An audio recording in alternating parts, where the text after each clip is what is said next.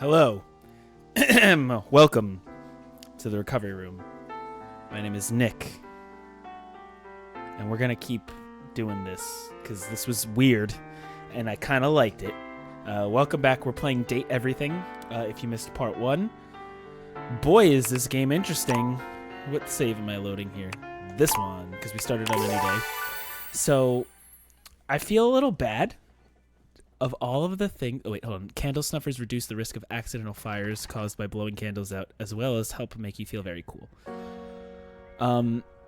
So...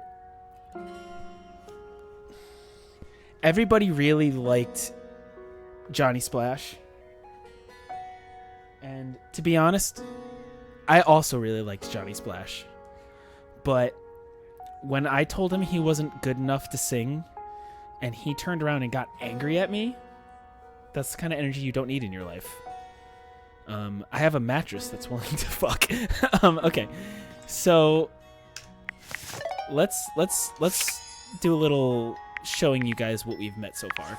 So here's the data deck. These are all the people we've met so far. We've met Phoenicia, Dorian, Abel, River.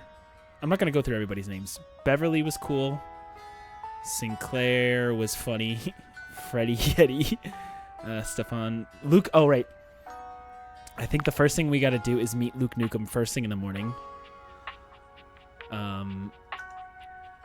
Dishy. Dishy is kind of my favorite. Now, there's numbers in the top. I don't know what these mean. What does that mean? Oh... Interesting. So I guess there's different tasks for each person? Oh, okay. So that shows you, okay, I was wondering, like, how do we know when we're done talking to somebody? And I guess that's how we know. Actually, no, but Mac, one of the most scenic cities. I don't know. I guess we just stop talking to them when we want to stop talking to them. Maggie asked us out on a date. Do we want to do that? Okay. So first things first, we told Luke Nukem, ow, which is a hilarious thing to be saying. We told Luke Nukem we would meet him at 7 a.m. sharp. And I think the time now... Why was the shower running? Johnny! I swear to God. He told us to meet him at 7. Oh, it's 9. I hope that's not going to matter. So. All the water's running. Why is all the water running? Is that River? Is River up to something? There's another tub upstairs. Hold on a second. I gotta see if River's pulling some shit. No, wait, it's this one. Oh, yeah, the water's... Wait, I hear running water. Do you hear that? Sounds like it should be coming from in here. Alright, well, River's going a little crazy right now. Let's still get up that door. Alright, we told Luke Nukem we would see him at 7 in the morning, so let's go see what Luke has going on. And then we're going to talk to Mac, because Mac's OS was upgraded, and I wonder if she looks any different. There's also, what other rumors do we got? Winifred mentioned that Daisuke needs a bit of a push from her. We're working on Daisuke right now. Maggie said there's a pile of dust that lives under the couch. I still don't know who Mitchell is. I don't know who Mitchell is, and that's really messing with me. But that's okay. Should we start off with Luke? I can't go outside.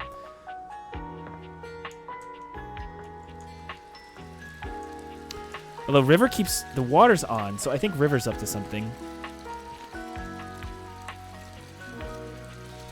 Let's see what River's up to.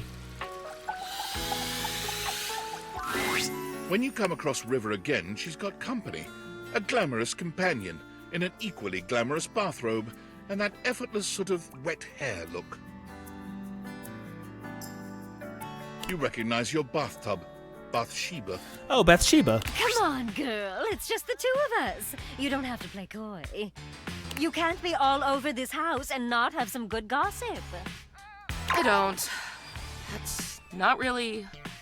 Come on. You can tell your girl Sheba. You know I won't tell. River's eyes dart to you suddenly, and you're not sure whether she's angry or relieved. Did I come at a bad time? Yes. Oh. No, not at all. Come here. Bathsheba throws her arm around River, pulling her closer. You can see River's cheeks flushing. Steam rises from her skin in a light mist. It's a... Look, since we've got a new friend here with us, I'll let you choose. Our friend River here likes to pretend she's above things like gossip and opinions. And I know that's not true. Okay. Why, just the other day, I caught her rolling her eyes at Prissy. Prissy? Who? Your plastic plant. Oh, of course. And the other day, when Jean-Loup was working on a song, I know I heard her laughing. John Liu? Your toilet. Aspiring rapper. My Interesting toilet's a choice. rapper? Okay, cool. And every time you leave Winifred, she's got you all steamed up. That doesn't sound great. I know Winifred. Don't ask me about her. Oh. Don't sweat it, Riv. Look, I'll let you off easy. Just one little cup of tea. Your friend's choice. That's fair, isn't it? River looks as if, to her, this is the farthest thing from fair, but she knows there's no wriggling out of it now. Fine. Okay.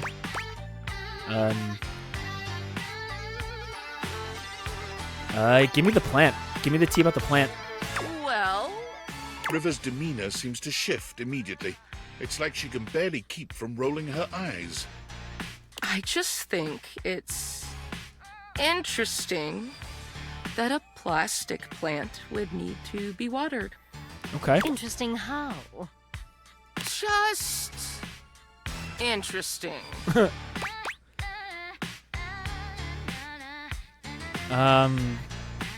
You seem a little offended. I'm not saying I'm offended. It's just when my water slides down her leaves and gathers in the pot until it gets nasty. That is pretty nasty. Why do you water a plastic plant anyway? I heard it was a good habit. Maybe you could just sing to her instead. I'm sure she'd be just as happy. That's a good idea. Thank you. River seems more relaxed than you've seen her, but when your eyes meet, it's like she remembers she's meant to be a bit more distant. Her smile vanishes, and she clears her throat nervously. Oh. Well, just one question before I go. What do you think is my best state? Oh. Oh, well, you're just so pretty all the time. But you know, you're so fun when you're liquid. After all, who doesn't love a good bath? I see. Yeah. River leaves without another word, not bothering to say goodbye to you or Bathsheba. Whoa, whoa, whoa, hey! Wait up, Riv! Okay.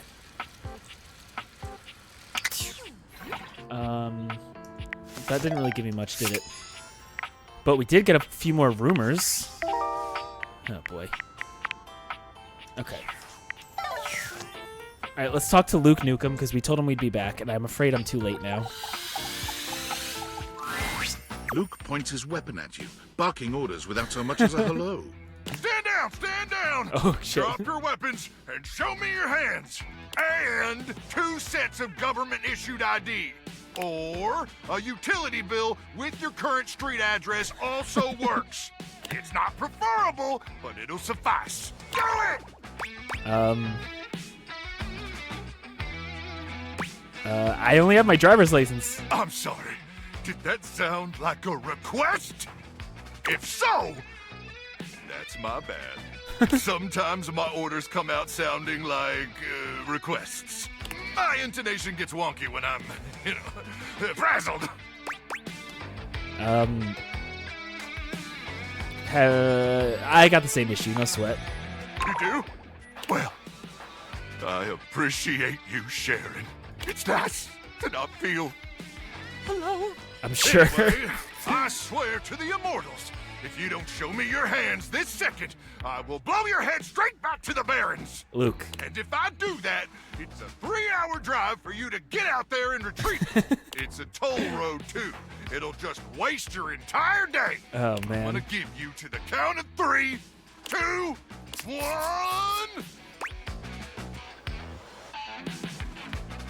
But it's me, Ranger. Luke squints at you for just a few seconds, and then he lowers his weapon with a relieved expression. Oh, Ranger! It is you! Oh, sorry. I'm just so hopped up on Power Crank that everything starts blurring together like a Monet knockoff that fell in some acid. Classic Next time, Luke. tell me sooner, would you? I don't want to accidentally blow off any of those pretty limbs of yours. Oh. Maybe try cutting back on the power crank. Wish I could.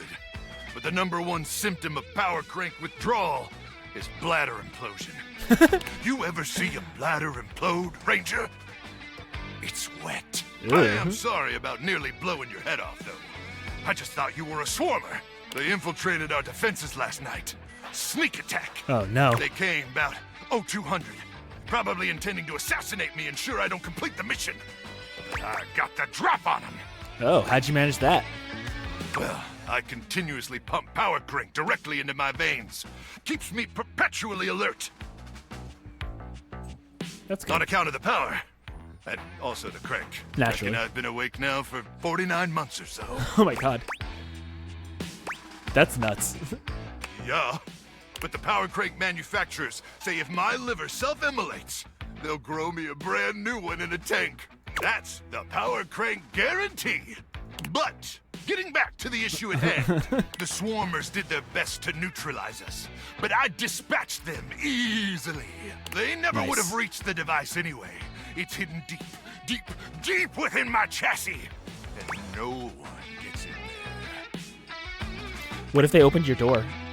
Well, sure, if you open the door. Anyway, I'm glad you're here now. We can go over the details of the mission. All right, of course. Yes, sir. That's the spirit. We'll show those swarmers who controls the Barrens once and for all. Luke looks around, patting himself down for something he doesn't seem to find. Do you have a pen and paper handy? Or some other kind of note-taking instrument? Maybe some chalk? Yes. Luke takes the chalk from you, using it to draw on the other side of an ancient serving tray you inherited with the house. Good. Then let's get to it. At 0900 hours tomorrow, we leave here and head 10 clicks southeast into the Death Zone.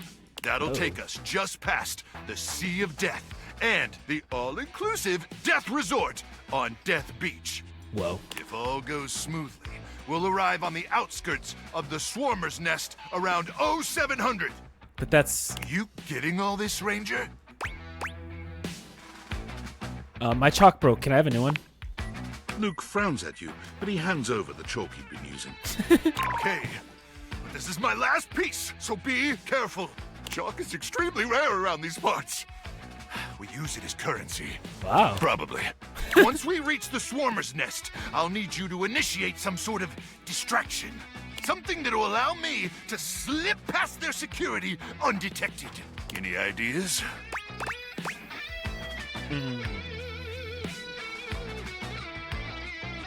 Yeah, but I'm not going to share it right now. A surprise, huh? Oh, You've yeah. got a flair for showmanship, Ranger. Anyway, once I'm inside their defenses, I'll give you the signal, and you'll remotely detonate the device, okay? What's the signal? I'll yell detonate the device, like, really, really loud. Now, go get some beauty sleep. We got a big day ahead of us tomorrow, and if you see any swarmers in the night, remember to aim for their genitals. Oh, of That's course. where their brains are. May the immortals watch over and protect you. You got it, Luke. All right, we're coming back to Luke tomorrow. Okay. I do want to finish the last delivery to Daisuke. I just have no fucking idea where it's supposed to go. So, oh no, not Skylar. Sorry, no, I didn't mean to call you Skylar. No, What can I do for you in my main menu? no, I'm all done. Oh, yeah. Did that count as a heart? Oh shit, that counted as a heart. God, I shouldn't have done that. I meant to do the rumors. Okay, so who is Mitchell? It's not the fridge. It's not the coffee pot. Well, we delivered to the bar and the coffee pot. But where is... What is Mitchell?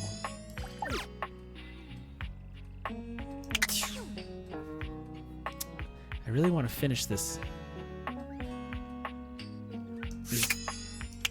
The clue is...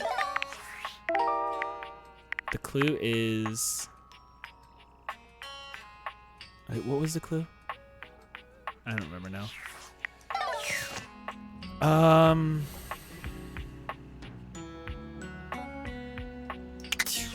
Alright, well... Let's go see...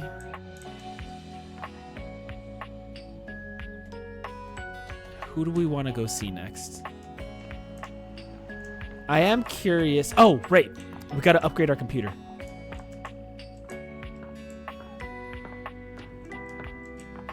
Because our OS was updating, so let's take a look.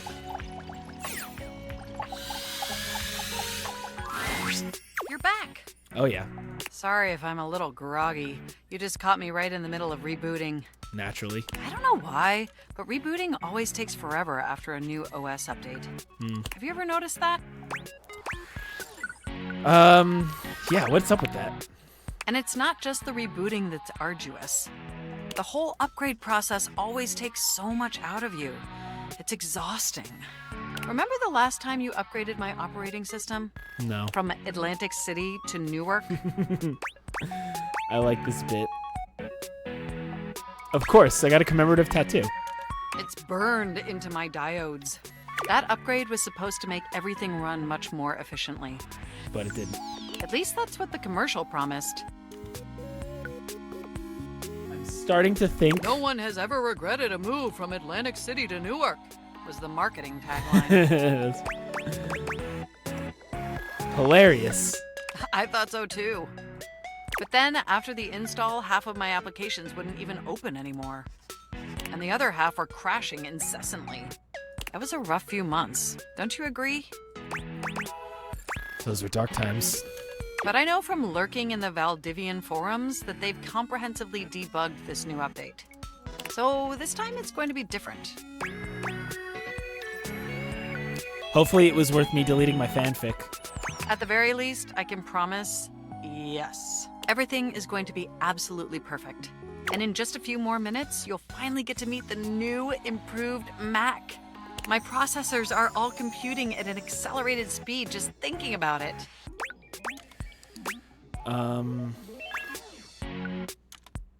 I love hearing that. And I love hearing your enthusiasm. Ooh, it's almost ready. Just a few more seconds. At least that's what the progress bar says. Oh, God. And we both know the progress bar never lies. No, never. You're so funny. I can't help it. Being around you brings out the best in me. By the way, have you given any thought to what you want to do together? You know, after you meet the new, upgraded me? I don't know, Oktoberfest or something? Well, I was thinking we could visit some very naughty websites together. Oh? Maybe we could spend some time writing some documents? Replace some of that fanfic of yours with some steamy new stories? Of the NSFW variety, of course. Oh. I don't have processors, but I get your drift. Oh my gosh, it's done! It's finally installed! Alright, let's see. Huzzah! Hooray! Mac looks at you with vulnerability in their green eyes. They truly look like a new computer. They were beautiful before, but they truly shine now. Well, what do you think of the new me? Be honest. I don't notice anything different. Dope upgrade. Isn't it, though? I mean, I knew it'd be impressive, but this? This is really impressive, if you know what I mean. It's exactly the same. Seriously? It's more than just exactly the same. Internally, I'm processing information so much faster and so much more efficiently. It's like my mind has achieved a level of enlightenment far beyond what I could even imagine previously. I don't know. Ask me a question. Any question. Is there a god? No. There are 13 of them. Oh. Moving on to my appearance. Wow. This operating system is sleek, exquisite, and downright sexy. Let's be honest. This is a user interface that is just begging to be interfaced by as many users as possible. Am I right? Wait, what does that mean? Oh, I'm so sorry. I certainly didn't mean to hurt your feelings. I was just thinking that maybe, in order to fully commit to each other, it'd be healthy for our ultimate emotional connection if we spent some time seeing others. Don't you agree? Wait. What? Wait, what? Through the experience of being intimate with others, ultimately, I think we'd learn more about what we truly need in a partner. And armed with that insight, we could return to this relationship with the tools and experience necessary to ensure an optimal romantic outcome.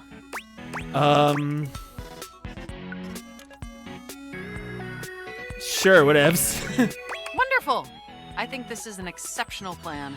Okay. We'll spend a little time apart, interfacing with other individuals, and then we'll reconvene back together. Wow. Mac got an upgrade, and all of a sudden, I don't mean anything. I think that experience will be extremely beneficial in determining our ultimate compatibility. And if nothing else, it'll give you some time to work on a new, more elevated fanfic of yours. Do we have a concordance? Except the movie Her is Scarlett Johansson's voice, and I would date that. Okay. You are the absolute best. Enjoy your little sojourn in the offline world. So what the fuck just happened? So Mac got an upgrade and then was just like, peace out. After all the fanfic that I wrote on her. That's some bullshit. Oh, she dislikes romance novels. That's funny.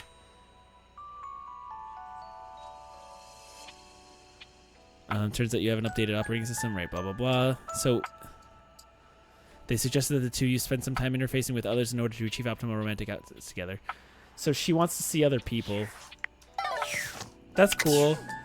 I also want to see other people. Who do we talk to next? We could see... Oh, I want to see if we can find... Apparently... Wait, so...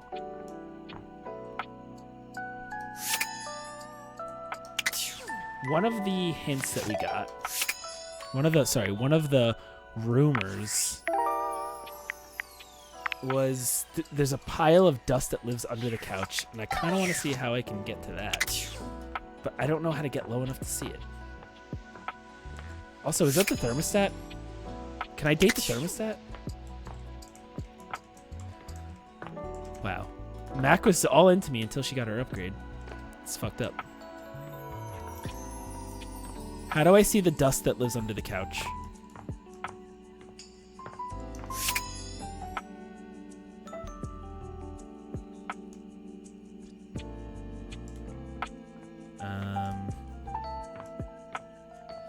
I can't crouch any lower than this.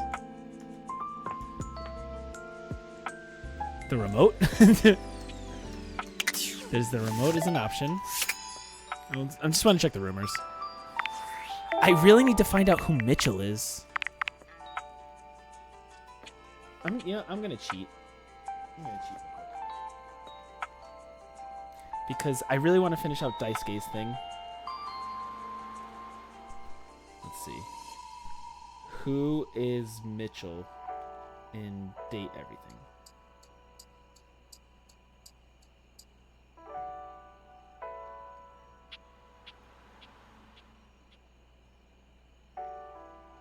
Oh.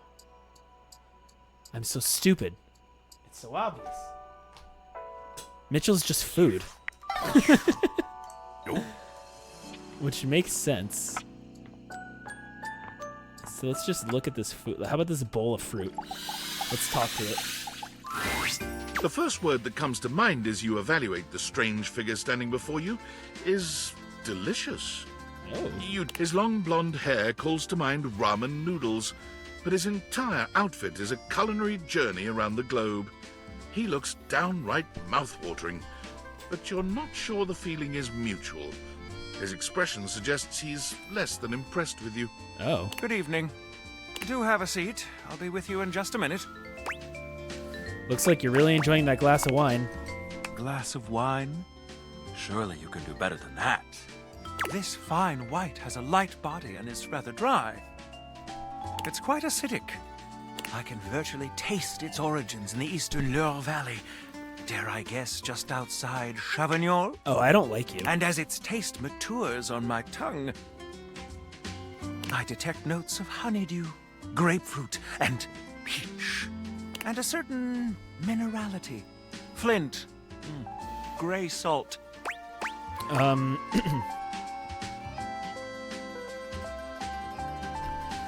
That's not a white at all. It's rosé.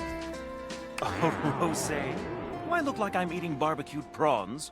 But where are my manners? Allow me to introduce myself. I'm Mitchell Lynn, food critic extraordinaire, paragon of the perfect, advocate of the adventurous, and bane of the banal.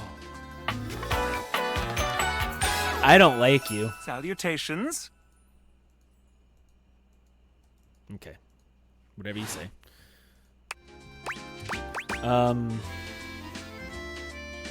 Have you heard of Soylent? I'm really into Soylent lately. I'm going to pretend I didn't hear that. I'm gonna intentionally piss him off. Listen, I'm afraid you've caught me in a bit of a hurry. 3 new spots have just opened up around the house. I'm eager to give them a try and see if they measure up to my exacting standards. Say, how would you like to accompany me? I'm not really hungry right now. Then I'm afraid this is goodbye for now. Come back and see me whenever you'd like to go out for a bite. I don't like him. I don't want to date him. I want to make him angry. All right, time to go to bed. Listen, he's no Johnny Splash, that's for true. I do think about Johnny sometimes, though. Maybe I should visit Johnny. All right, so now that we went to bed, let's check our rumors.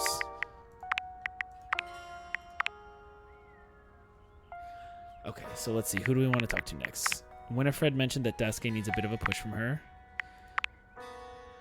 Bethesda said your toilet. Prissy said plastic plant. Dorian mentioned someone named Reggie. Maggie said... Okay. So we did all of Daisuke's stuff. So let's go see Daisuke. And then we'll go talk to Winifred. And then we'll talk to Luke Nukem. Because we got to carry out our mission today. All right, Daisuke. You do not have the satisfied expression of one who has completed their mission. Good. Steady hands and sturdy legs. What? Rather than wishing you luck, I am wishing you steady hands and sturdy legs to get the job done. So the dishes will not... Please just leave. Oh, probably because I didn't actually go on the thing with... What's his name? Oh, so I actually have to go try out restaurants with this piece of shit. All right, fine. Come back. Utterly mismatched flavor profiles. Textures of... I got a delivery from Daisuke. Mitchell waves a hand at you. Ah, yes. Unpack them for me, won't you? Sure. Mitchell looks over your deliveries, nodding his approval. Brilliant. These are perfect for what I need. They should look spectacular in the dining room. Does it really matter that much? These are just plates. Just plates? Just plates? Food is an art form, and the plate is the canvas. The presentation is a non-negotiable part of the deal. Plating is as vital to a dish as the seasoning. It elevates the entire experience. Without Daisuke's hard work keeping me supplied, my dishes would be nowhere near Michelin level. I guess I should be more appreciative of my dishware. Damn right you should. Daisuke spent years refining his craft, creating his own ceramics. He has a respect for the work you simply can't be taught otherwise. You do well to model yourself after him. Now, if you'll excuse me, I have reviews to complete. Alright, so we delivered Daisuke's thing, but we can't talk to Daisuke today because we can only talk to one person today. You would agree with him. Alright, so we'll come back to Daisuke tomorrow.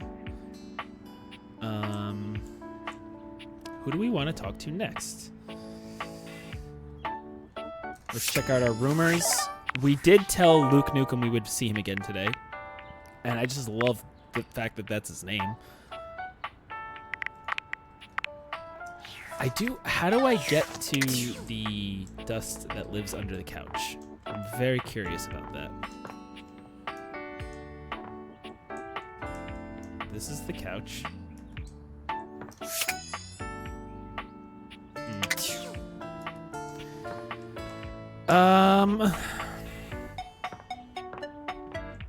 We also did say we would go on a date with the magnifying glass. Is another sentence that I just said. Can we date the records? We could date the records and the record player.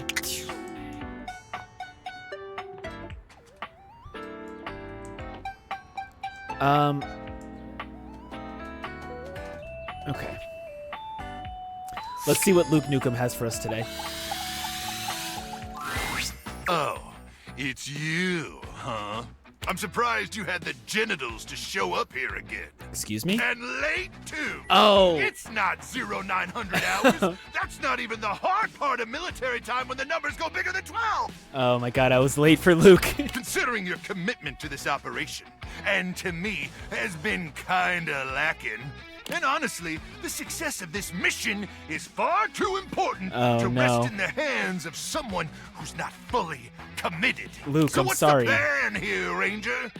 You gonna take this mission seriously going forward? Or are you gonna keep acting like you got gamma worms burrowing in your brain? Luke, I'm sorry.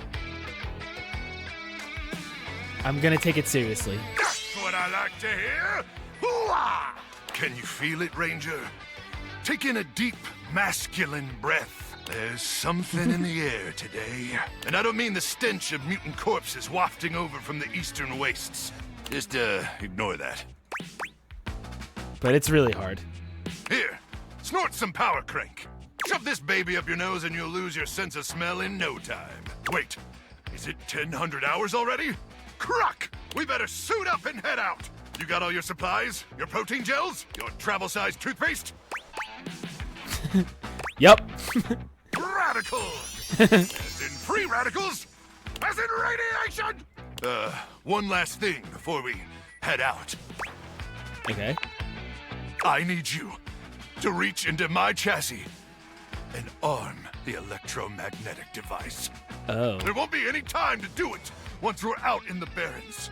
Especially not if we gotta stop at Death Mart for snacks. Can you do that for me? Reach inside my chassis and arm the device. I guess. All right then. But first things first. I need you to open up the door. Just push the open button on my keypad. Easy now. You press the open button on Luke's console with ginger fingers, and it swings open without a hitch. All right, great. Now I need you to reach inside my cavity. Real deep. Oh? Now, gently feel around for the magnetron. You do as he asks, They are not entirely sure how well this is going to go. It should be a small metal cylindrical device. Oh, you're doing so good. Oh my god. Okay, I got it. Wait, this doesn't seem right. What? What's the matter? The label says it's for warming up food. I thought it was a bomb. It literally says only used for warming food. You withdraw your hand from Luke's cavity. Well, I mean, sure, a magnetron isn't technically a bomb, but I never said it was. I said it was a handheld electromagnetic device. And it is! It's an awesome electromagnetic device that uses microwave radiation to cook food! But that doesn't mean it can't send those swarmers back to hell.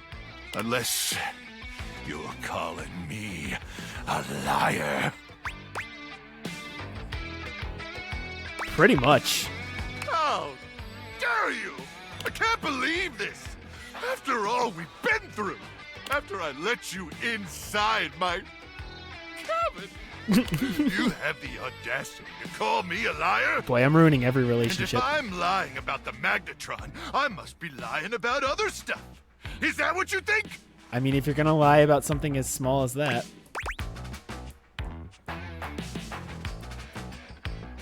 Hold on. I think you're great. Oh, now you're just patronizing me. Look, I'm not gonna sit around here and be insulted.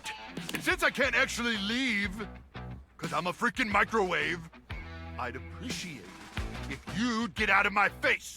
May the immortals curse you with skin rashes and buboes and stale gum and other totally bad stuff. Boy, I blew it with Luke, huh? That was a little bit weird how he just made me reach inside him, though. I didn't really like that. I didn't really like that at all. Alright, what next? What's our rumors looking like? We could check out our plastic plant that we keep watering for some reason. We got the globe. I don't know. If you guys see anything you want me to talk to, let me know. I'm very curious about these dust bunnies under these couch that I can't see.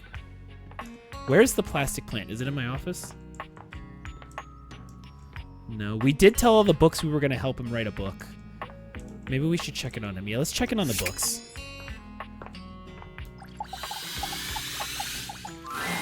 Oh, good! You're here. I'm excited. I'm expressive. Everyone's ready to go to the zoo. The zoo? Don't worry about it. I've been thinking, and here, I believe, is the best way to organize our efforts. Okay. Creativity is for naught without some solid logistics. I know how I'd like to start my book. I've got this fantastic detective character named Wen that I've been working on for a while, and he's going to be our hero. What I need from you, though, is help with creating an outline. Okay. If you will, help me to create a framework. And then, once we have that, I will take it and go into my secret writer's cubby and create the entirety of the book, which I can absolutely do in a night. And believe you me, it will be perfection. But the outline, that's the hard part for me. Will you help? Does that sound doable?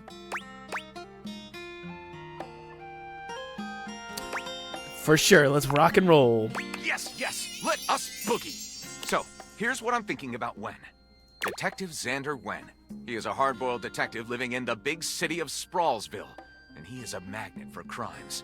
Which works out just fine, because he's also a genius at solving them. Okay. Now, just to be clear with you, I haven't fully settled on writing a hard-boiled crime drama to go with my hard-boiled detective. The way I see it, Detective Wen is capable of getting himself into and out of almost any kind of trouble imaginable. Okay. I suppose this is why I've been having so much trouble writing this on my own. Xander Wen could do just about anything. I'm asking you to help me create his first story from infinite possibilities. Well, shall we get started? Oh, hell yeah. This is going to be great. Excellent! I'll give you the first line, of which I'm very proud, and we'll run with it from there. Detective Xander Wen went out the door, looking for crimes. Okay, let's see. He didn't expect the first crime he ran into to be in the form of a blonde bombshell named Daphne Fatale. When Gondorf the wizard appeared before him. With the help of his new and hilarious mismatched partner, a foul-mouthed talking robot named Fuzz Aldrin, or when a shirtless ranch hand named Hunky McCoy appeared. I want to lean into the noir aspect of this. Bombshell Daphne Fatale. Daphne asked Detective Wen to help find her husband Cliff Fatale, who had gone missing. Xander takes the job, but doesn't tell her that he's not a real detective. His first name is just coincidentally Detective. Detective Xander Wen starts his case by doing what other detectives do. Hit the streets and ask a knowledgeable urchin. The best one around is a scraggly streetwalker named Princess Felicia. Turns out Princess Felicia and Daphne went to Xander's high school, and the reunion is next week. Felicia whispers the name of the best place to find the kidnapped men in Sprawlesville. The Back Market. Princess Felicia has the goods. She knows that Cliff has been taken prisoner by the mayor of Sprawlesville. I'm going with high school reunion route. Knee-deep in this mystery, Xander goes to the reunion and finds himself sitting at the bar drinking ginger ale, listening for clues. Somehow Xander is crowned prom king? His dream has come true. Xander never wanted to be a detective. His fate was to be king.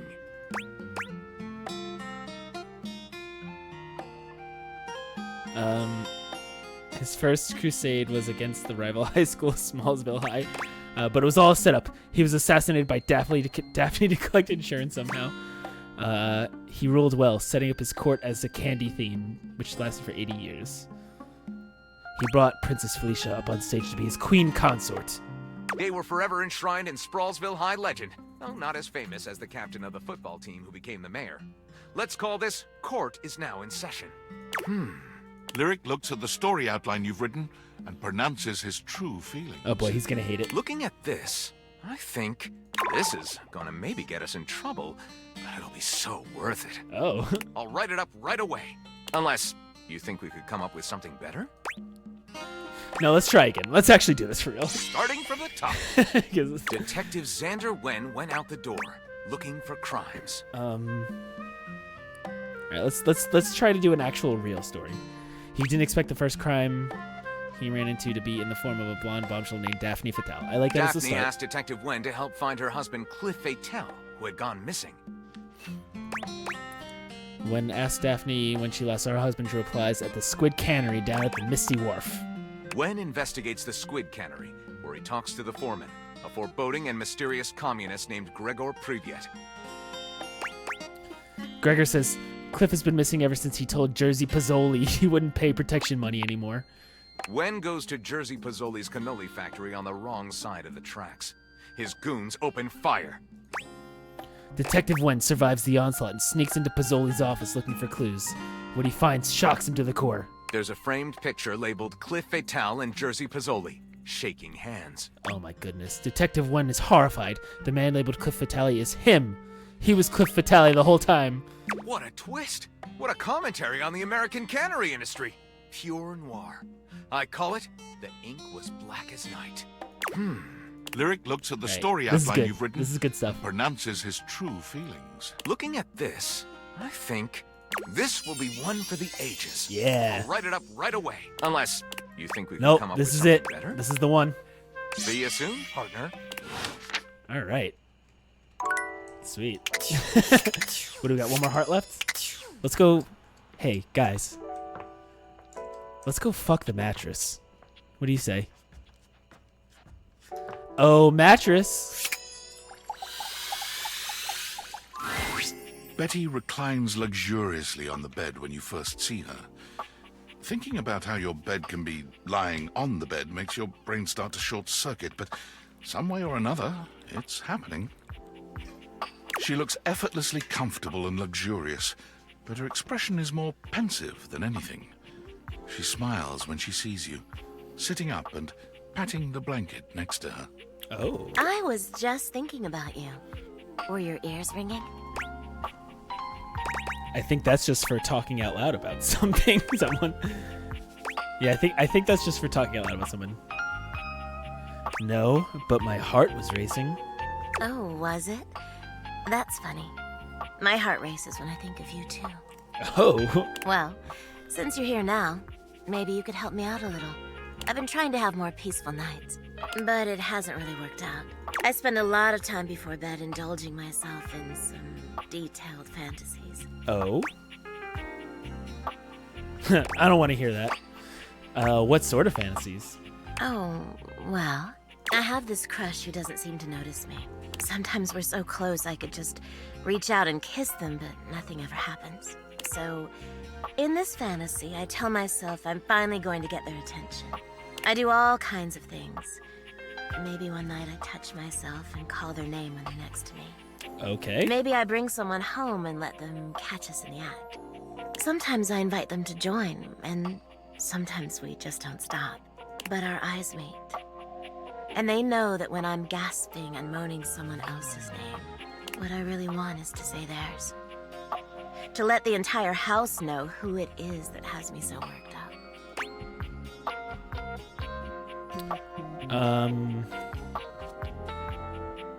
No one in their right mind could ignore you, Betty.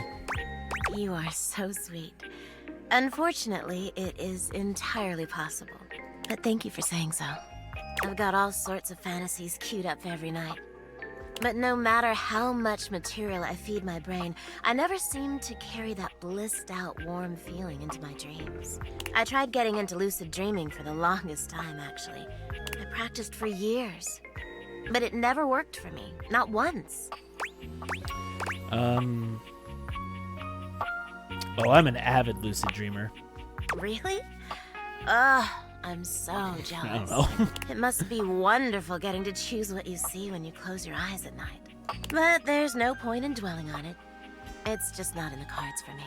Ah, well, my lucid dreaming attempts are long behind me now. I do wish I could get a little peace at night, that's all. There are plenty of other ways to sleep soundly. Yeah, you're right. I just need to keep trying. Well, what can you do, hmm? Maybe I'll take up meditation. See you tonight, then? Can't wait. Me too. All right, that's my bed. Is that everybody for today? That's all we can talk to today. All right, well. All right, I guess we'll go to bed. That's the end of the day. Okay, now we can go talk to Daisuke. And then we're going to talk to Daisuke because I delivered all of his plates. And then, you know, I do wonder about Johnny. I do feel bad for hurting Johnny's feelings. We'll come back to it. Oh, Daisuke, I delivered all your plates. You do What? your journey, Beverly. Ah, Kopi, good. Oh. Steady hands and sturdy legs. Just talking to them's not enough. I need to actually talk to them and give them the delivery. Oh my god, I'm such an idiot. Okay. Oh, hi. Beverly. Welcome to the Tipsy Tumbler. What can I get for you? I'm actually here for a delivery. Delivery? Oh, you must be talking about the branded rocks glasses I asked Daisuke to get me. So it wasn't just meeting them. We have to meet them and then also do the delivery. Oh, thanks so much. I'll take those right off your hands. You hand Beverly her package, and she sets to work unpacking and cleaning the glasses right away. I'm glad Daisuke managed to get these for me. He's one of the only people around here that really has a good taste for these kinds of things. How is that old dish slinger anyway? He's recovering from a chip, but he seems alright. A chip? Oh, poor guy. That's the last thing he needs. But then again, maybe he'll finally relax a little now that he's forced to. So he really just never takes a break, huh? Yeah, he's always been into his work, but he used to make time for his hobbies and friends. Did he tell you he writes poetry? He hasn't told me anything but dishes. Ah, dear, oh dear. He's fallen right back into his old workaholic pattern. Someone needs to remind him of who he used to be. He's a real passionate guy, you know. But passion can lead to pain. It's easier for him. So he's into poetry. I'll have to remember that. Write him a poem. It'll really tickle his teapot. I'll have to try that. Thanks for the chat. Hey, come back to the Tumblr. So I wonder, can I talk to her now? Because that was just a delivery? No. So the delivery counts as you're talking for the day. All right, so let's do the delivery for the coffee pot now. Welcome to Roofbox, the home of all your coffee needs. What could I get for you today? I have a delivery. Huh? Oh, the new coffee mugs I requested from Daisuke. Just set them over here, please. All right. Thanks for that. How come Daisuke wasn't able to come himself, by the way? He got cracked, so he's taking it easy. That dish really needs to take a break every now and then. He puts the dishes before everything, even his own health. Why does he take his work so seriously? That's all he knows. His family come from a long line of fine figures. Tsubasa, Moridake, Williams Casanova. There's a lot to live up to for him. He can't even imagine a life outside of his work. That seems really unhealthy. You're telling me. Anyways, thanks for delivering these mugs. Tell Daisuke I said thanks. Oh, was I the last one? Yeah, actually. Great job. Daisuke's gonna love that. Alright, so we finally finished Daisuke's thing.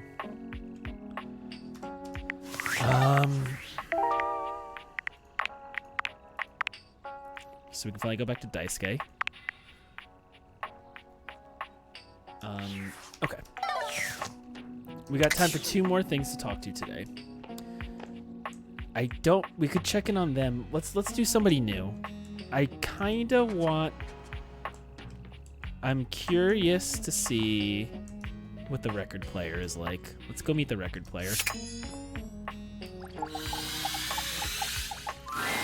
The beautiful flapper you see before you stands in stark contrast to the strange music that plays when you turn on your record player.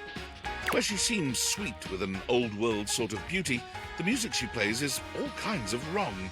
It skips and goes from too fast to too slow. Oh, no. She dances to it all the same, swinging her arms and legs in time to the herky-jerky rhythm of some ancient record. Well, don't just stand there like a wet blanket. You get a wiggle on. Let's see you dance. I don't think the music is supposed to sound like that. What? Sure it does. Now shake it. You give it your best shot, which seems to please her. Now you're on the trolley. You mean I got it? Exactly what I said. You're getting it. Mercifully, she turns the music off. Well, well, well. It's about time you came to see me. My name's Rainy. Rainy. How you doing? Rainy. I've been waiting for you to come over and see me sometime. You've been all over this house, but you never come my way. I'm not really Divinals. I didn't even know you still worked, honestly. Of course I still work. I might be an antique, but there's still plenty of life in this old record player.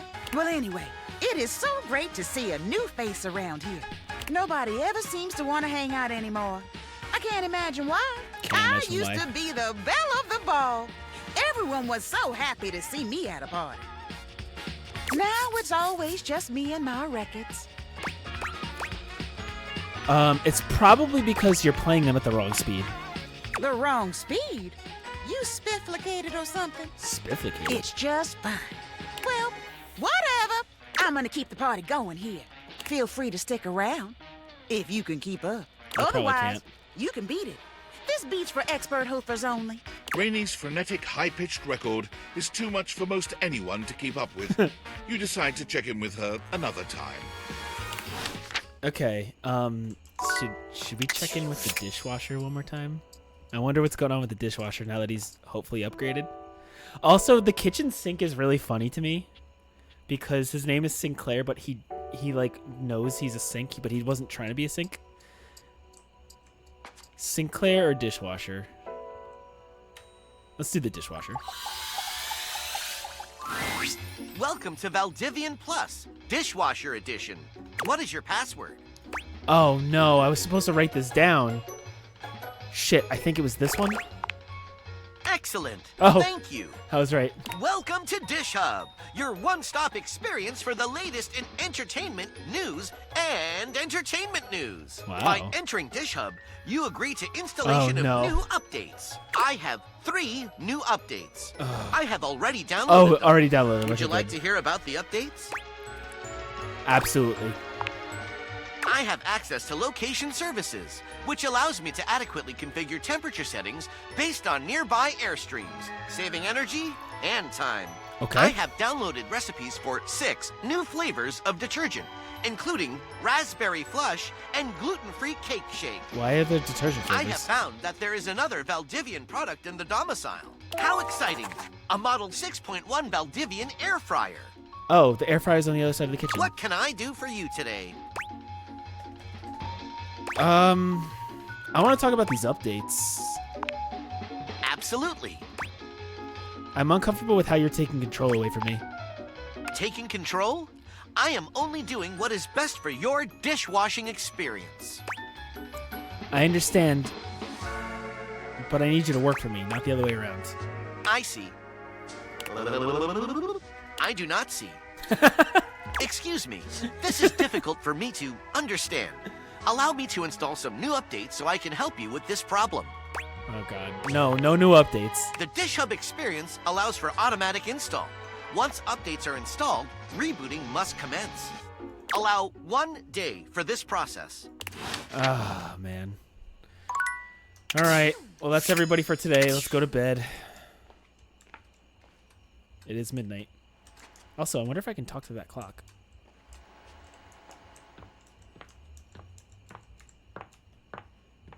Okay. Bedtime. Alright. I can finally talk to Daisuke. And then once Daisuke's helped, we can talk to Winifred. And then we'll, talk to a few more people. Alright. Daisuke's gonna be happy I delivered all of his plates. You find Daisuke and a lacquered friend mid-discussion. Beautiful. Like a ceramic sunset over a shining sea of China. I told you I would help you organize. Just look at you now. Even an injury cannot slow you down. Is that the cabinets? That looks like my cabinet. Your assistance has allowed me to catch up on the rest of my work. I'm truly grateful. It's no problem whatsoever, amico mio. Speaking of friends, it seems as though you have a visitor. Ah, we will speak again, Cabrizio. Farewell. Cabrizio? You have the air about you of one who has completed their mission. You're sharp. No. I have repaired my injury. I am perfectly safe to handle now. You finished your deliveries then? Oh god, that's racist. I'm not gonna say hi. Yes. Very good. It is almost as if our near-tragic accident never happened. So I dropped him, and that's why he chipped. That's why I delivered the dishes for him. With your help and Cabrizio's, I suppose this means my work is finished now. Daisuke stares up at the dishes in the cabinet with an inscrutable expression. You wonder if now might be a good opportunity to bring out another side of Daisuke. Oh, he likes poetry. There must be something else to be done. Perhaps I can rearrange the dishes again. Seems like a good time to relax to me. Is it ever really a good time to relax? But you are not wrong. I suppose I could spare a moment to sit. Would you care to join me? Oh, yeah, I'd love to. Come, sit.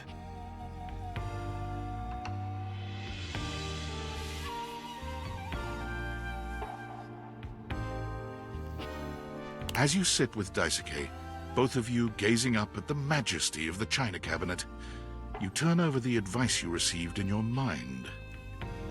You could talk to him about coffee, poetry, ceramics. I heard you write poetry. Who told you that? Beverly? Beverly's job is to dispense beverages, not secrets. I have been betrayed. You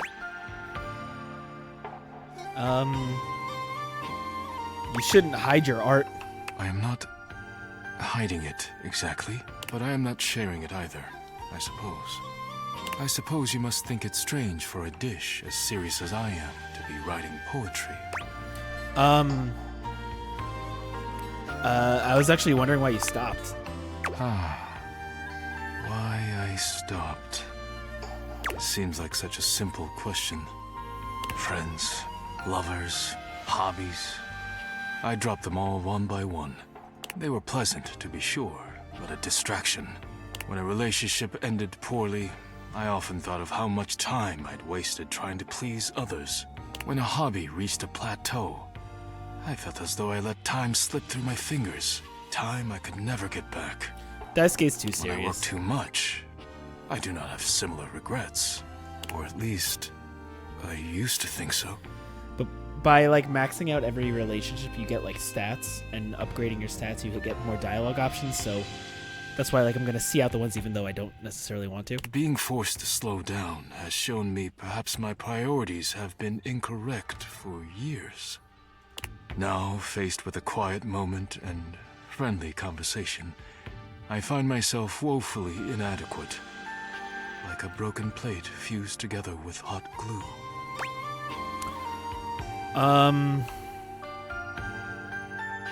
It's not something you have to just accept. Perhaps. Perhaps not.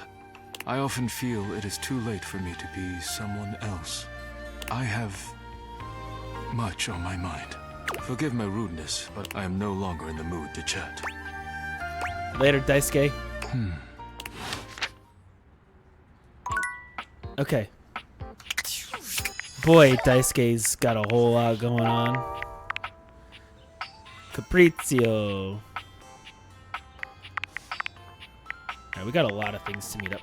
Let's talk to, now that we've taken care of Daisuke, let's go talk to Winifred.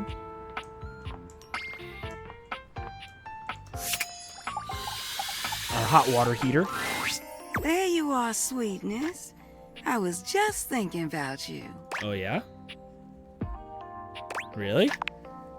I told you to swing by, and I was wondering if you were gonna. I'm glad you did, because I just finished a shift. I have some time to spare if you want to talk some. You work a lot. You work a lot? Depends on how up and about you are, really. The more you do, the more I gotta do. Oh, I didn't think it was my fault. Ain't nothing nobody's fault. It's the kind of thing I love.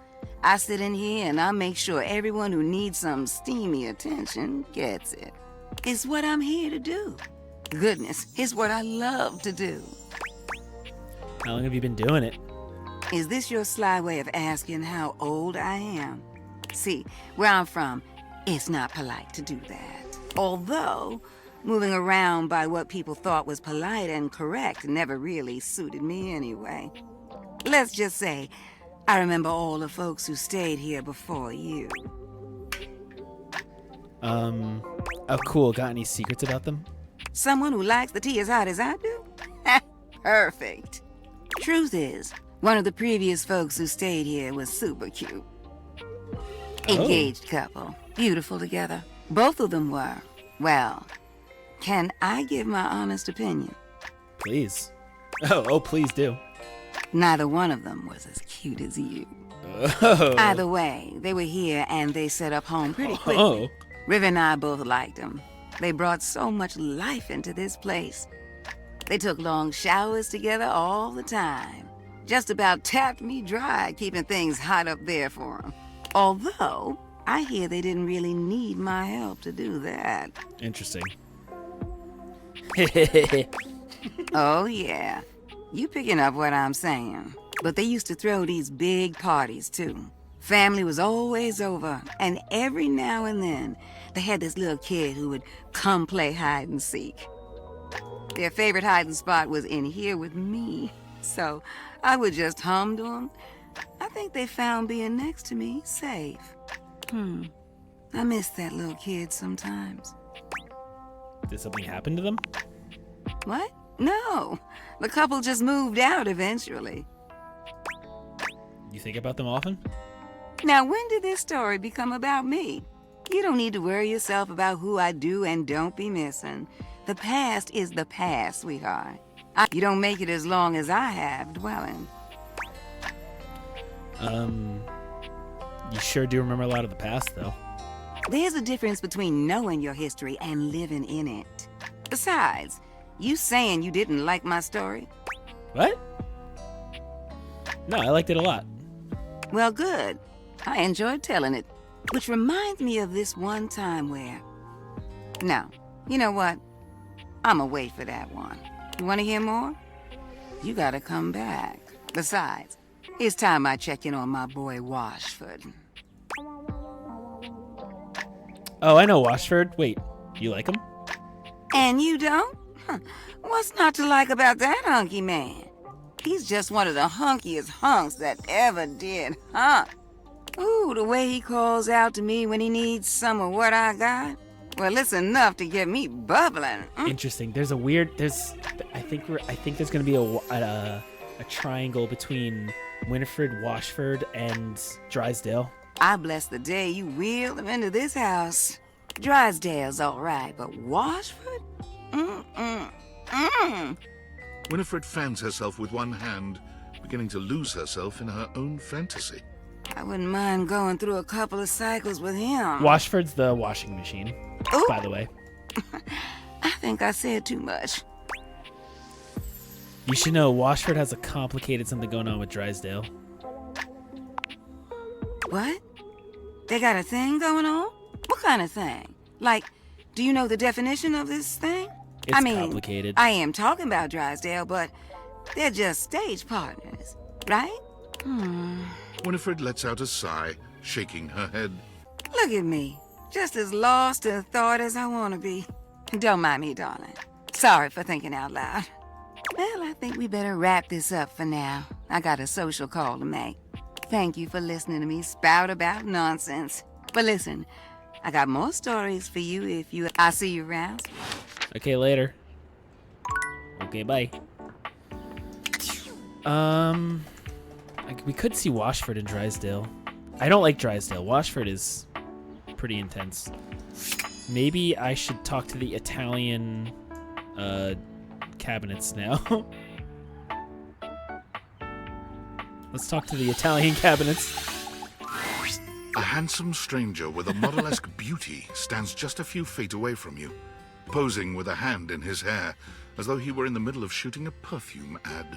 The moment he lays eyes on you, he lights up, drinking you in with a warm smile and warmer gaze. Ciao, beautiful. What are you doing? Ooh. Admiring you. But of course, I am admirable in so many ways. Tell me specifically, per favore, and then I might do the same for you. Oh, okay. It's a secret. So many of the best things are. Keep your secrets, amore. I look forward to gently teasing them out of you. Whew. But I rush. Patience. Patience for us both. But first, I must introduce myself. The music of courtship has its cadence, after all. I am the one and only Cabrizio. Cabrizio.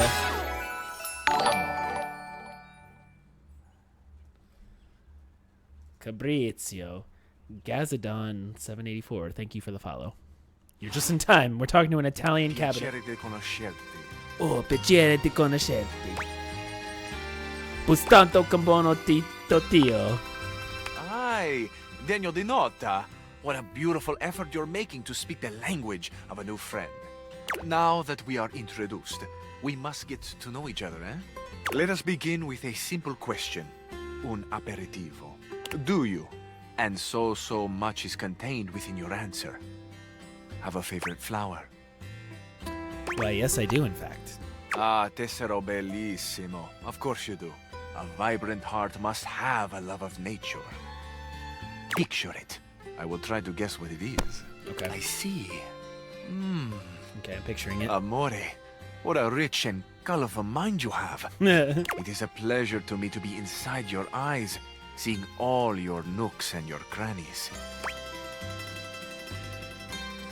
I have crannies? Ah, do you ever, Amore?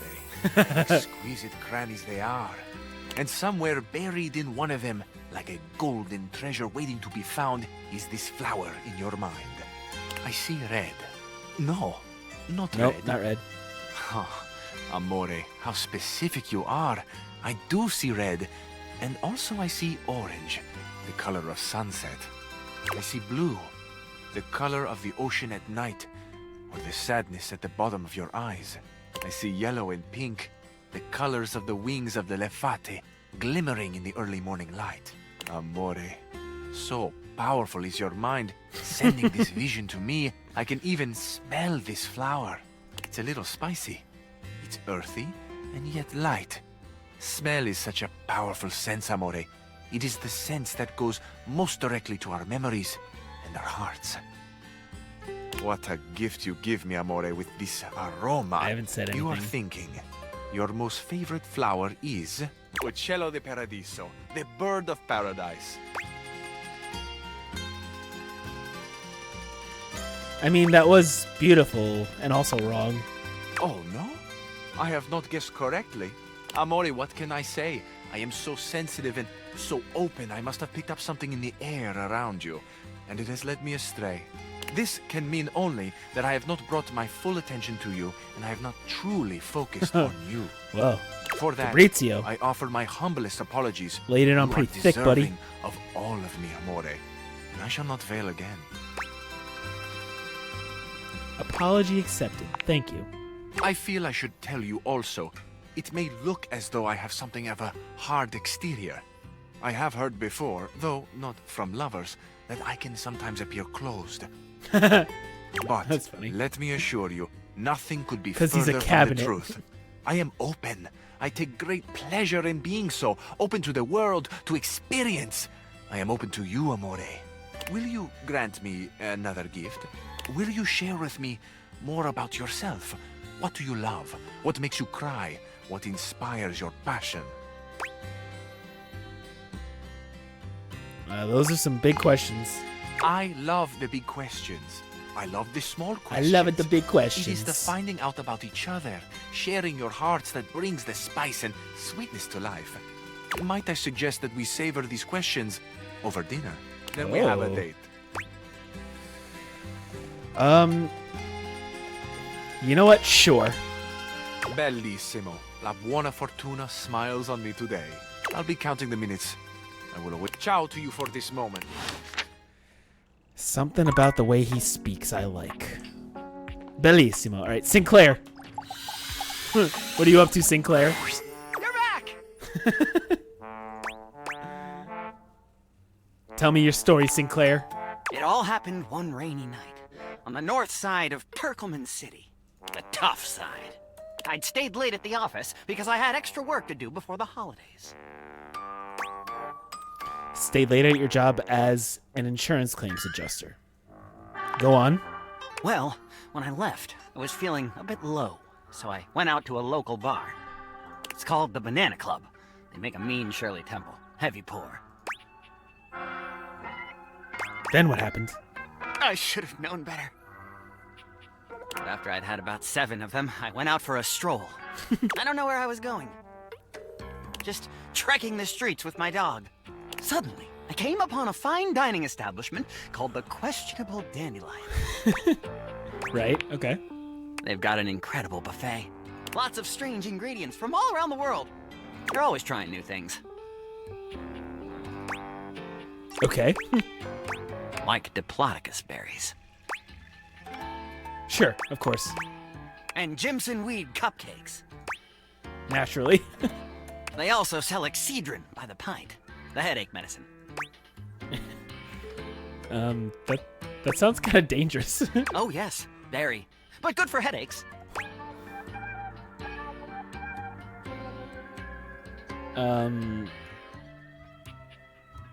Is that when it happened?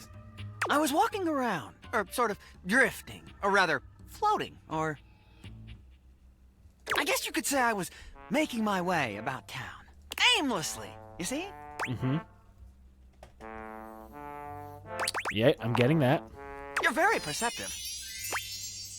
I pride myself on it. So what happened? Well, I came across an alley I had never noticed before.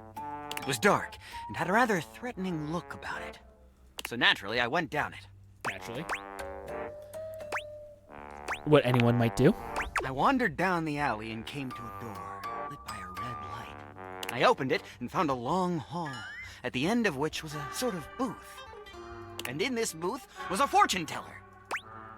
A fortune teller, you say? Yes, her name was Vagabonda the Sinclairius. She spread out a deck of strange cards and asked me to select one. Strange how? They were business cards. I see. I chose at random, and the card I picked turned out to be the Ace of Spades. I thought, wait, I thought you just said they were business cards. The Ace of Spades is a bespoke shovel manufacturer based in Crumple, Michigan. The owner's name is Ace. You got me. I should have known. He does great work. Vagabonda snatched the card back from me and said, "Not that one!" Turns out she had her rewards program on the back. 12 stamps and you get a free spade. Of course. Probably shouldn't have had that one in there. We agree! Besides, she only had 2 stamps. So I snatched it back from her again, and we had a bit of a row. I guess that wasn't a very good start to our fortune-telling session. I think that's why she cursed me. How do you figure? Because right afterward, she said, "Martin, that wasn't a very good start to our fortune-telling session. I'm going to curse you because of it." And then she cursed me. Cursed you how? She waved what looked like a magic wand. Although, to be honest, it could have easily been a bagel of some sort. And then said, "Martin, I doom you now to become a detestable object. I transform you thusly, so that you may go home and think about what you've done." Think about what you've done? Am I to understand that you may have confused a wand for a bagel? That is correct. And then you became a sink. And then I became a sink. Now you find me as I am, trapped in this porcelain prison. All I want to do is return to my old life, to stroll the streets of Turkoman City once more, without a care in the world. Oh, how I long for it. Please, won't you help me? Sudsy and I would be oh so grateful if you could get to the bottom of what's going on here and return us to our proper forms. Will you? You know what?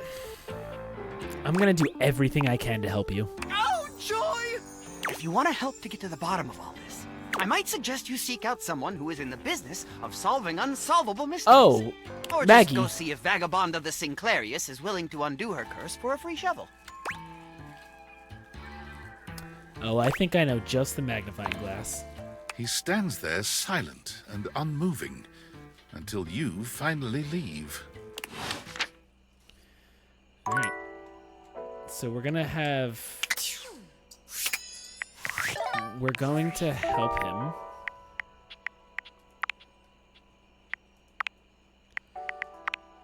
Alright, what do we see? Did she notice that there was a Model 6.1?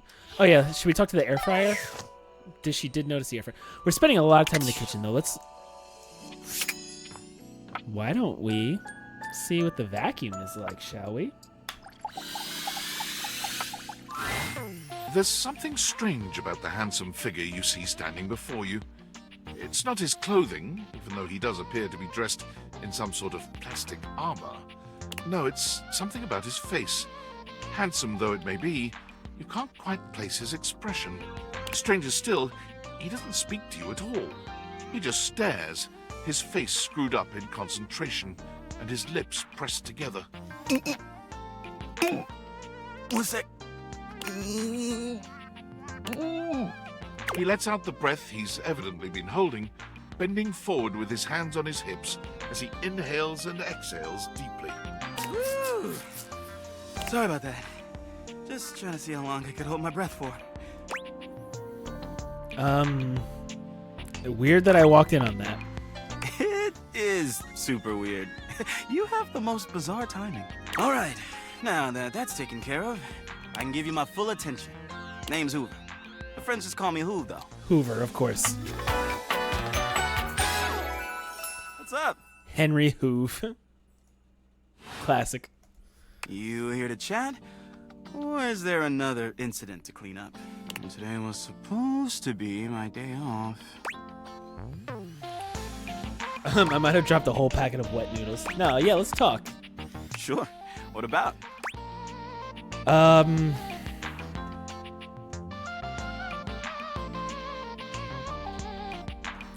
bet you've been all over the house. You know it. I've been everywhere except the crawl space, I think. I mean, you never know. There are always places I might not know about. I have heard rumors about a haunted attic. Nah, but I'm sure that's nothing but hearsay. Did you say a haunted attic? Yeah, just a rumor, I'm sure. Oh. So you're the one who is the investigator. That's right. Crime scene investigation. I love my work, but it can be hard to put it away at times. I do tend to keep it all in my bag. Seems pretty full. Oh, there's plenty of room in there. Guess you would know better than me. Yeah, maybe. You seem tired. Yeah, a bit. It's been a long week, but I enjoy working hard. Makes that can of oil at the end of the day taste all that much better. Of course. What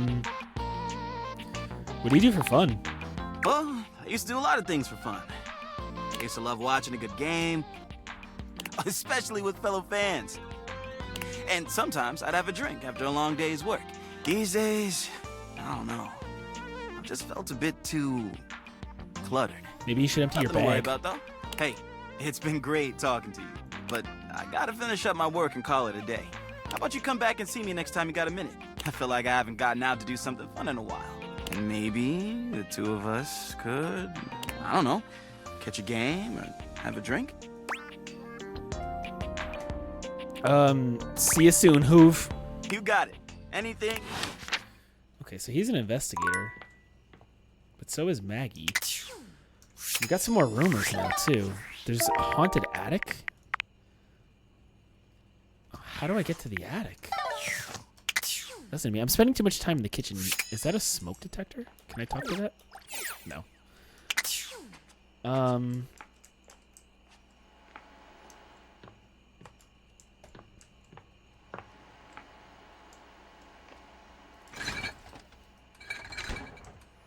I open the freezer?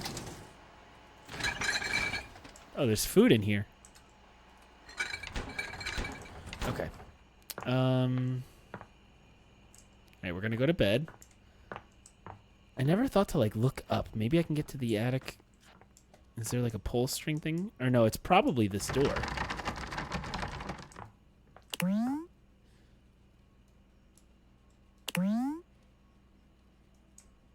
There's a toolbox. There's a thing. There's so much stuff to talk to.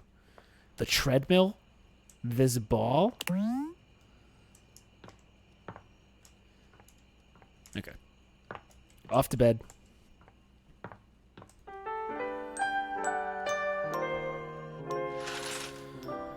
Okay, let's try to find some new stuff today. Okay. Actually, let's see how we're doing on our data decks. We've met 28 people, and we've only become friends with 2 of them. We're not lovers with anybody. Okay. 28. We've met 28 out of 100. How do I get to the attic? Let's do some of these rumors. Maggie says there's a pile of dust that lives under the couch. I want to know how to get that.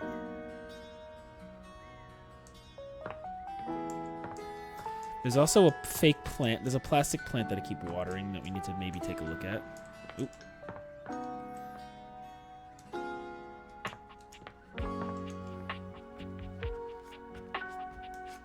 Hoover can probably help us figure out.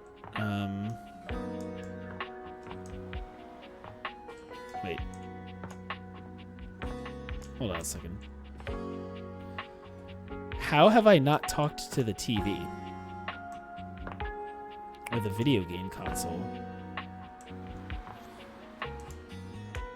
Or the piano? Or the globe? Alright, let's start clearing out these rumors. Winifred mentioned that Daisuke needs a bit of a push from her.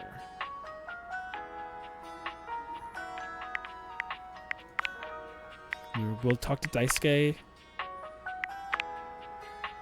Alright, let's talk to the, did she notice that there's a, air fryer? Let's talk to the air fryer.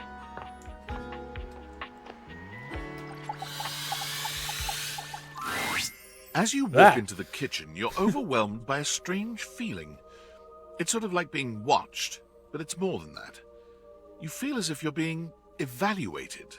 It doesn't take you long to pinpoint the source of that feeling. A cleric of some kind dressed in black and grey robes, with a coil of sorts atop his otherwise bald head. He's handsome in a sterile and intimidating sort of way, but you can't even imagine this guy dating anyone. He's just so severe. Fryer Errol. Because he's an air fryer. That's good. You reek. What? Of what? You don't even see it, do you? Are you truly so far gone? You reek of sin and grease. I feel as if I have been bathed in oil simply looking at you. But all I've had to eat today was cereal. This goes far beyond what you've eaten today, sinner. Your soul is tainted from years of blasphemy. Oh my god. I am Friar Errol, founder of the First Church of Convection. Church of Convection. I am the steward of the road to the heavenly kitchen. Okay. I am a holy vessel for culinary purity and efficiency. Oh, because he's an air fryer. An air fryer is like the healthy way to fry things, so he's acting like he's better than everybody. And I am your salvation, sinner. That's funny. If you would but take my hand. Hold his hand. You reach for his hand and take it in yours, looking him directly in the eye.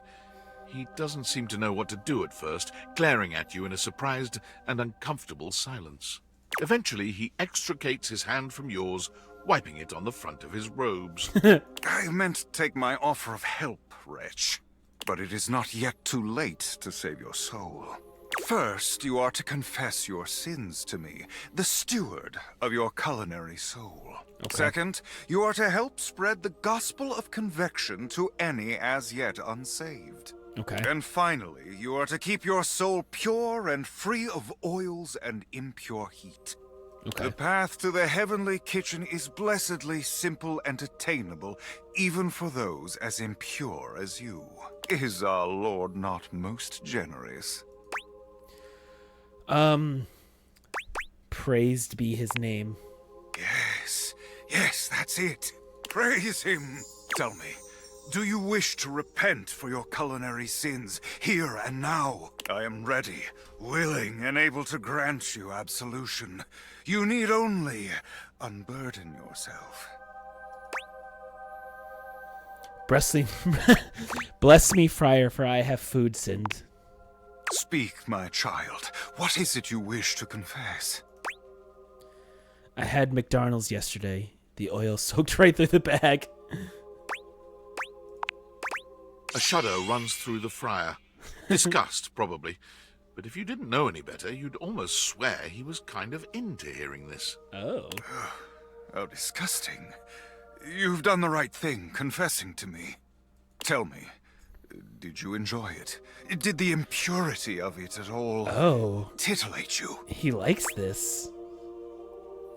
It did. It felt like I was getting away with a crime.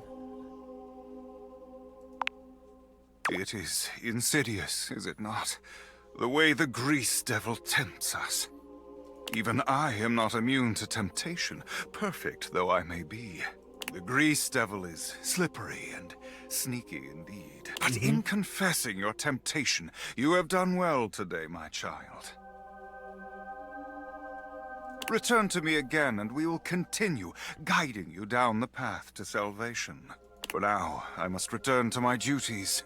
May you feel his currents at your back. Amen.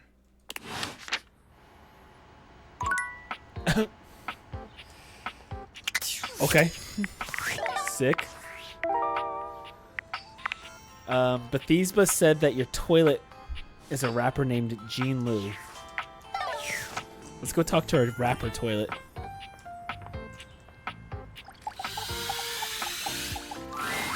There's a strange rapper standing in your bathroom where the toilet usually is. He's dressed in white and gold, but where his outfit is clean, the look he gives you is downright dirty. While you might be curious about this toilet man, it seems more than clear that curiosity doesn't go both ways.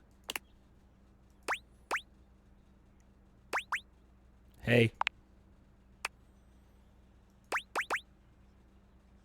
I gotta pee, open up. So, you're the toilet, huh? What's that like? The toilet man springs into action, raising his hands to his mouth as he begins to beatbox.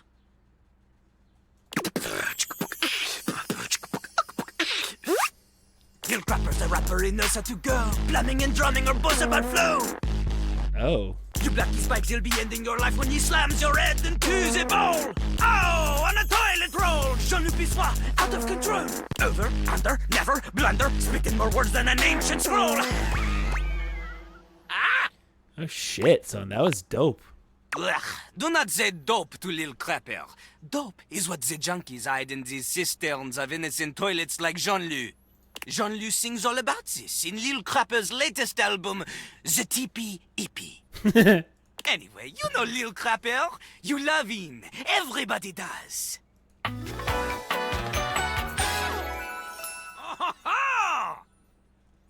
Jean-Luc Pissoir. You come to hear his pizza, or maybe you ate the pizza. You come to take a seat so you can deposit the food you eat.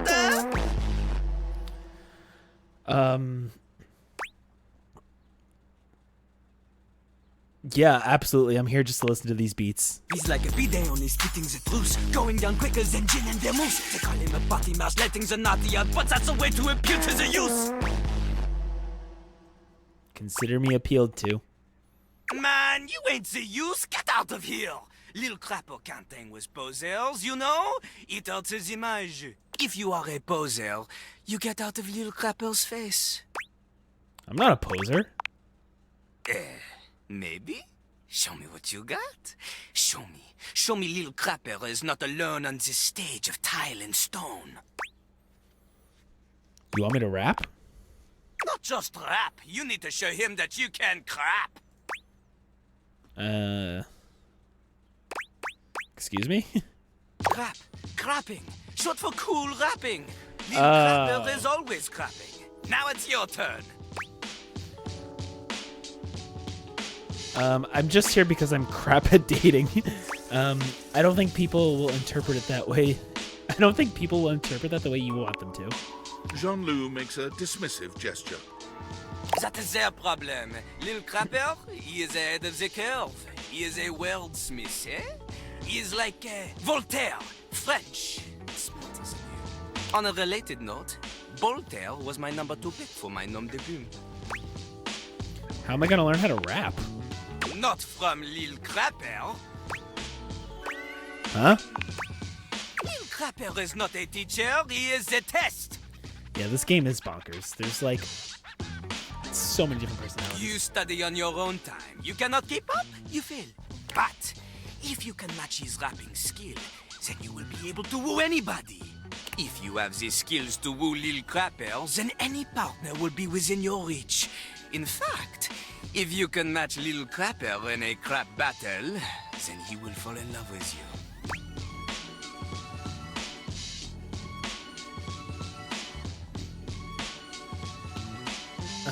But all I've ever wanted is a pasty narcissist bolted to the bathroom floor. Is there any other way? Enough!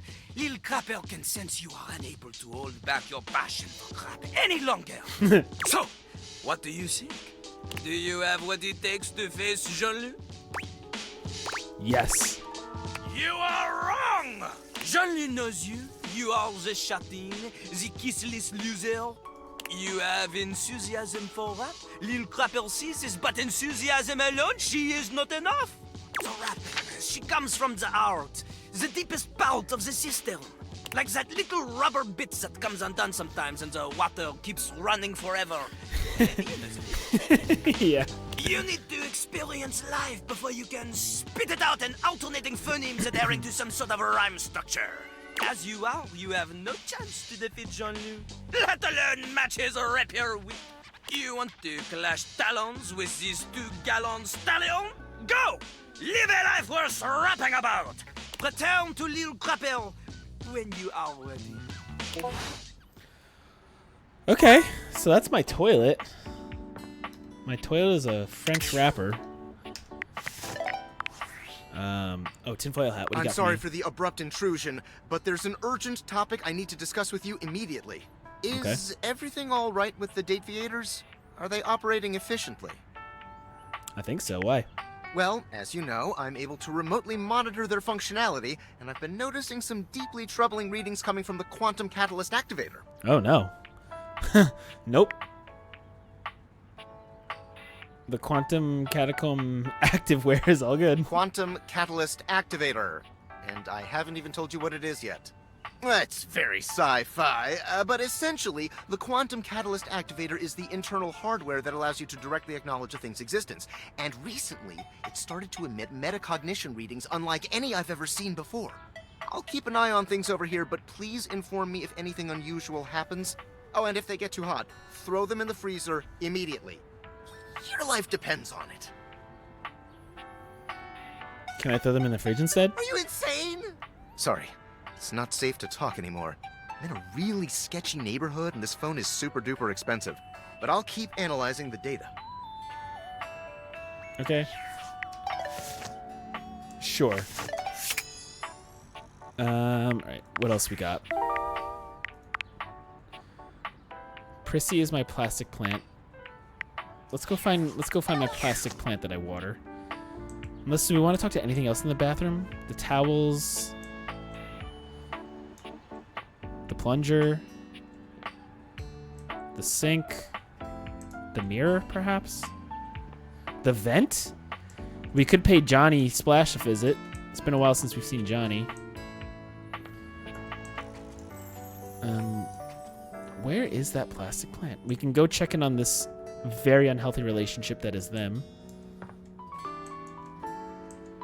Nope. Oh boy. It has been a while, hasn't it? I keep walking past this piano. I wonder if the piano's definitely a person.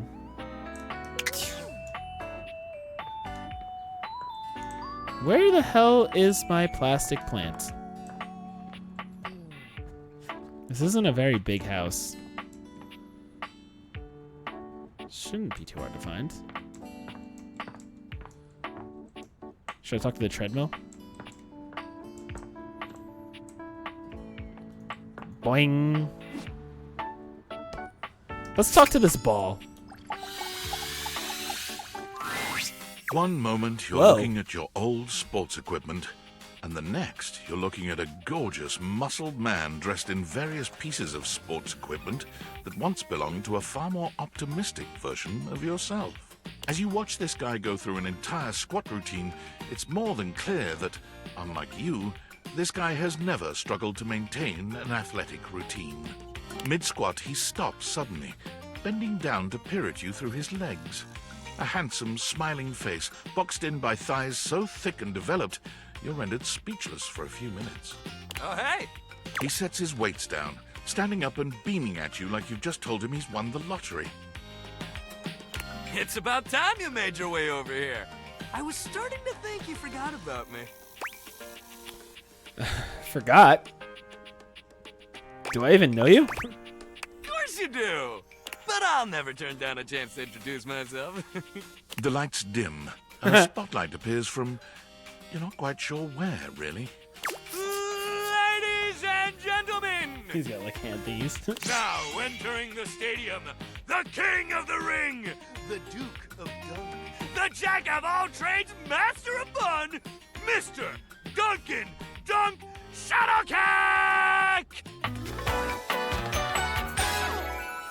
Oh, hell yeah! Dunk Shuttlecock. Hey, thank you, thank you. He goes through a few poses that really make his abundant muscles pop, looking at you with the grin of a confident athlete. I'm gonna cheer for him. Yeah. Dunk is delighted by your cheering, and he spends a few more moments basking in your attention. Oh, man. It's been a while since I actually had an audience. It's been a while. Don't worry about remembering all those names. That's just stuff that makes me sound cool when I hit the court, or the field, or wherever I'm playing. Dunk is just fine for pals. Are we pals? Totally! We might have just met, but strangers are all just friends you haven't met yet. Anyway, it's great to see you here finally. He grows very serious, placing a strong but gentle hand on your shoulder. Oh. What happened, man? How come you stayed away so long? He's he's holding a shake weight. Did someone ruin the joy of sports for you? I just got busy. Ah, man, I get that. Life is so much sometimes, but you gotta make time for yourself, too. Dunk gives your shoulder one final little squeeze, and then he's slapping you on the back so enthusiastically you nearly collapse. This fine hunk clearly does not know his own strength. Well, hey, no matter what happened before, you're here now. Your inner athlete said, let's get it, baby! And who are we to say no to your inner athlete? You're so right. Hell yeah, love that positive attitude. We're gonna have a great time together. We just gotta get you into the flow, but I wanna make sure you're ready for it. Okay. After all, working out without a proper warm-up is a great way to get a nasty injury. That's true. You come back here when you're ready to get into it. Meet me by the weight rack, all right? And bring your positive attitude. We're gonna have fun! Okay. Oh, workspace. Oh, Tom. What do you got for me, Tom? Champ! How goes it? Your butt. I guess I don't know how to speak to the youth today. Valdivian would like you to complete an exit survey based on your time here. How would you rate your time with Valdivian? Very short and not fun. All right, everyone has an opinion.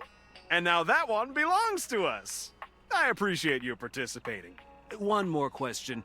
If you were to recommend, I don't know, Tom for a job somewhere, how likely would you be to send his resume along? Not likely. Ah, that's just fine. I'll be straight. There was no exit survey. I just need some help. Now that I've revealed my own vulnerability and gained your trust, how likely are you to recommend Tom for a job somewhere? Not likely. Ah, can't win them all.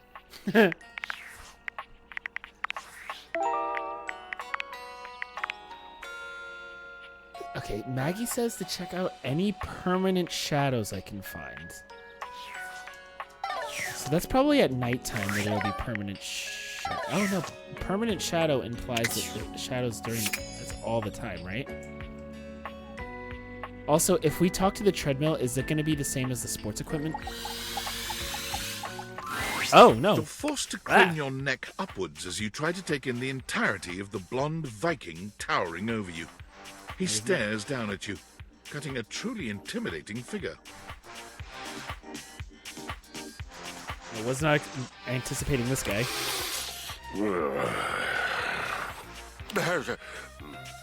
He says nothing for several minutes. You begin to wonder if perhaps your cross-trainer is broken. Look at his hairy pits. Kristoff.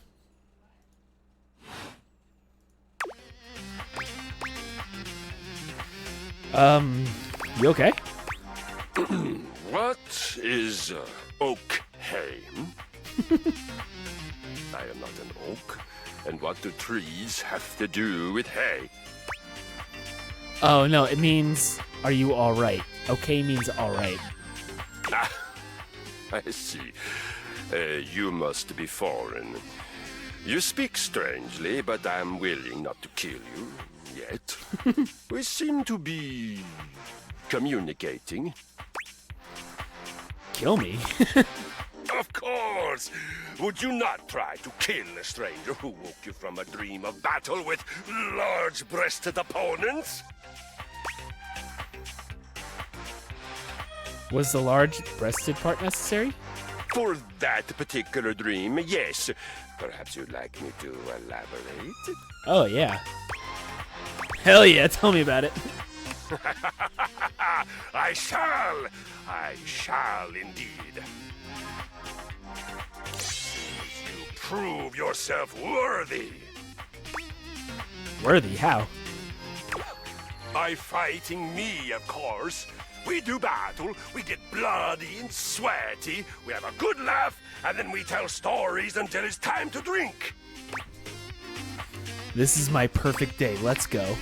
I feel it. The surge of violence within me. Come to me at this place with your weapon. Next we meet, and glory shall be mine. Okay, cool. We got one more person to talk to today. What rumors we got? Haunted attic. I do want to figure out what this haunted attic is. Someone named Reggie. Dorian mentioned someone named Reggie when we first met him. Bethesda said Prissy's my plastic plant. Daisuke needs a bit of push from her.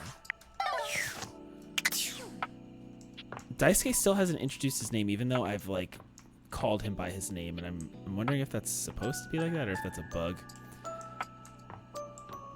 We could keep trying to bang the mattress. That's always fun. We got lots of stuff in here. Books, towels. Holiday items. You keep your storage of holiday items in 3 separate rooms to confuse your enemies. Right, where is their permanent shadow? I'm kind of curious what a breaker box would look like. Let's see. You walk into what you thought was your breaker box, but as the dark door swings open, you realize you're somewhere entirely more stimulating. Oh? A classic speakeasy club welcomes you in.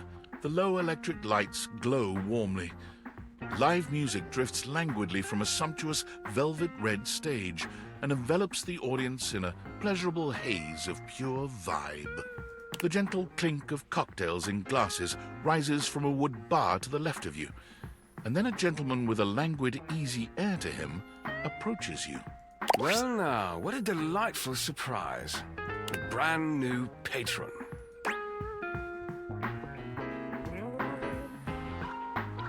Ew. I'm here all the time, or at least every time it rains in the breaker strip. Are you sure you're not thinking of another closet? I'm certain this must be your first time. Trust me, I would never forget such a striking face. Whoa. Striking, huh? Oh yes, distractingly so. I imagine it would be quite difficult to focus on anything else with you around. Though, I can't say I mind. You have quite the reputation around the house, live wire. I'm eager to explore it for myself. Okay. But we're getting ahead of ourselves. Where are my manners? Yes, introduce yourself, my please. My name is Volt. Of course. Volt.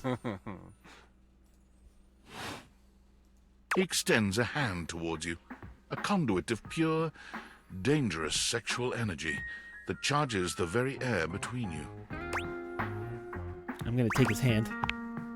He lowers his head to brush his lips across the back of your hand. Was that a spark of static electricity you felt just now? It's a pleasure to officially make your acquaintance. Taking his eyes from you for the first time, Volt slips his arm around your waist and turns you slowly to take in the rest of the room. Welcome to the Breaker Box, the pinnacle of luxury and entertainment, and the most exclusive club in the house. Impressive, isn't it? There's more than one club in the house? Why would there be, when we have everything you could want right here? That sound, the flickering lights, it can only be a power fluctuation.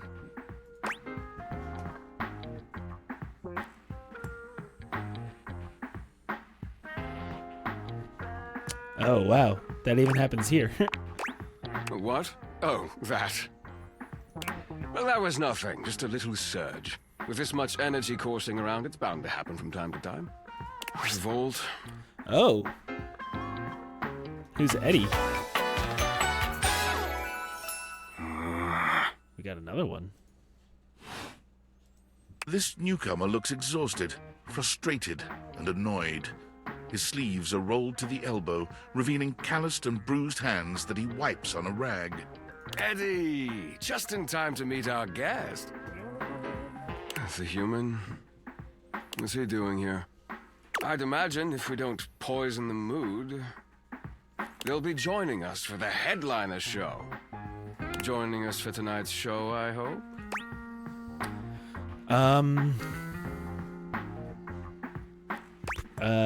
Am I?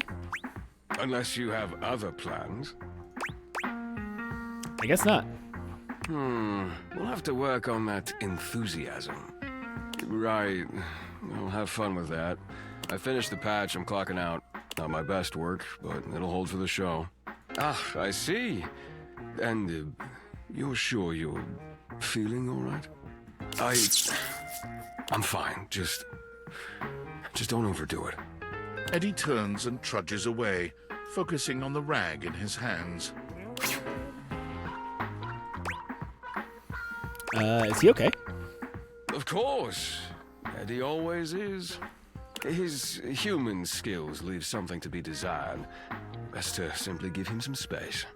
Back to the matter at hand. Tonight's show! Shall I set you up at one of our VIP tables? Lead the way. With pleasure. With a wink, Volt hops nimbly up onto the stage. He was born for the spotlight.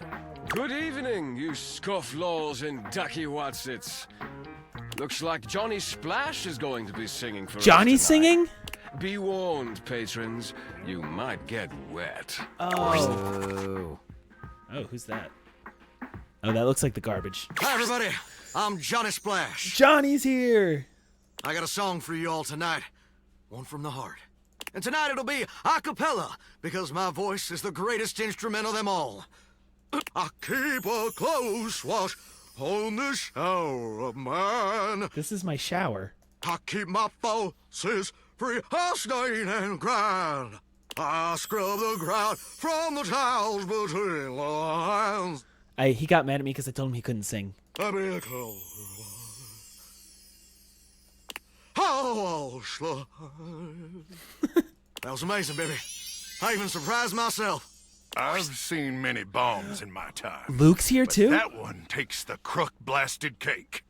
Oof. Even I couldn't clean up that mess. You didn't like it? I thought it was okay. I'll retool it and come back with something even better. Just you wait. With the club beginning to close down, it appears that the show is over. Patrons mill about, talking amongst themselves.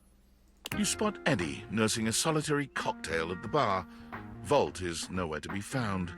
Things feel colder and quieter without his presence. I'm gonna talk to Eddie. Show's over. Club's closed.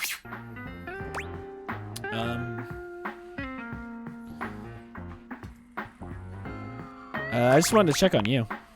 What? Why? You seemed upset earlier. I wasn't. Happy?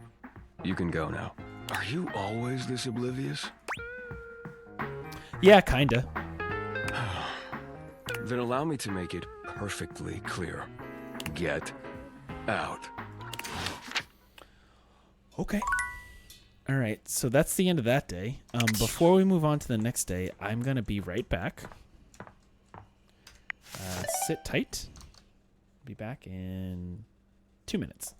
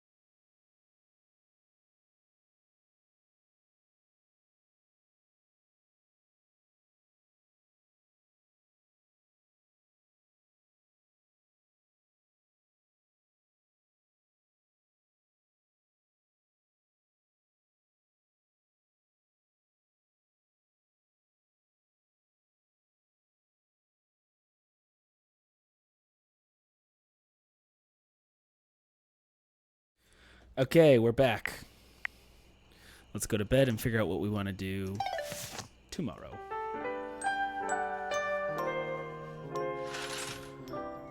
Continue to awaken dateable objects is our objective. Okay. Let's take a look at our rumors. What do we got here? Oh, right. A trashy guy came to boo at Johnny's concert. Let's go talk to the trash.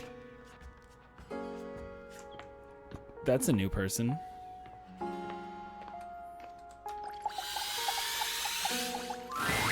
When you turned your gaze on your trash can, you were expecting shiny metal and black plastic.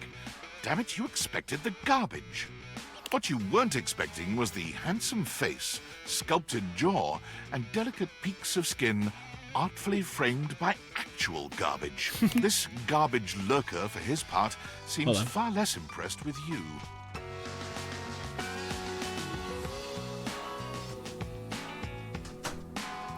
I got me a soda pop.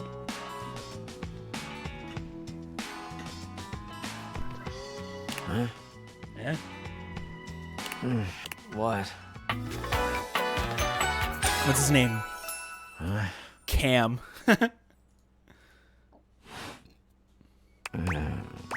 Hey man, what's up? Things that aren't down, I guess.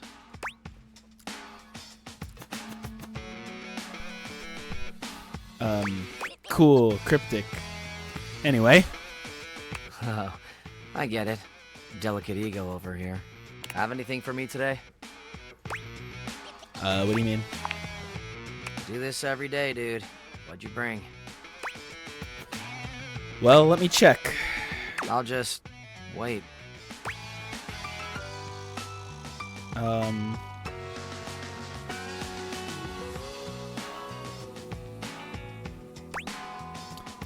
I've got a clementine peel.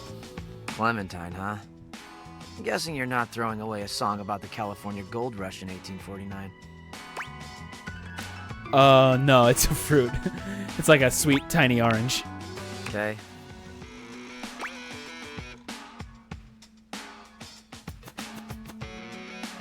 If my smarts was high, I could say they actually spontaneously evolved from an orange tree in the garden of an Algerian orphanage in the 1800s.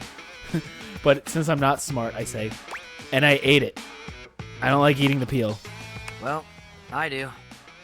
Nice haul. I'll take it.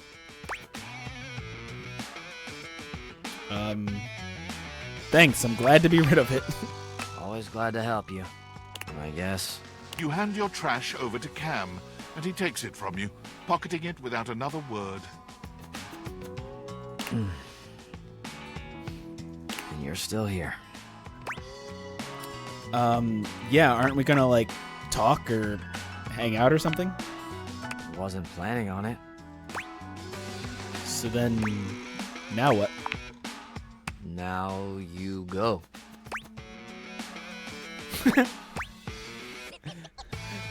But you're hot. Go. Be free. I am free. I'm free to be here. Damn, Chuckles. Bye. Oh, we got a message from Workspace. Oh god, it's David Most. Valdivianites! Guess who? If you guessed David Most, three-time runner-up for Business Magazine's CEO of the Year, you'd be right. Team, I just wanted to do a soft follow-up on my recent email regarding my lost sunglasses. I'm happy to report my office has already received hundreds of tips regarding the item's whereabouts and are quickly combing through them as we speak. However, I really must reiterate that the tip line is for verifiable leads only. I saw them in Turkmenistan, or did you check up your butt? While obviously very humorous, detracts from our serious efforts to expediently locate the missing item. In that spirit of camaraderie, anyone who sends a false lead will be downsized on sight. Thank you for your ongoing support in this matter. I have his glasses. He's our old boss. He fired us at the beginning of the game. Okay,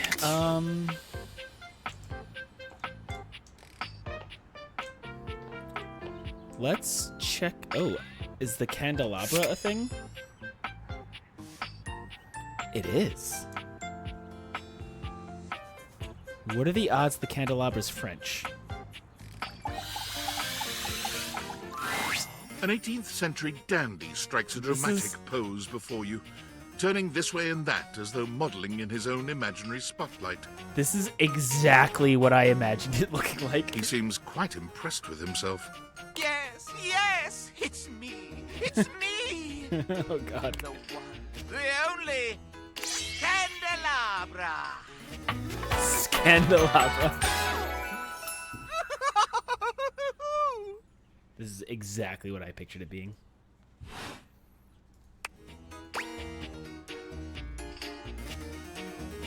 What's special about you? I'm the one, the only. Do you see any other candelabra here? I think I might have several other candelabras in the attic. Nay, perish the thought. Had you any, surely I would know of it. My little wicks would have made certain of it. Little wicks? My lovely lads, my flames, my sentinels. They travel around the homestead and find out all Oh my the God. lovely lies. I missed Be Real. We're gonna do Be Real right now. While Be Real loads.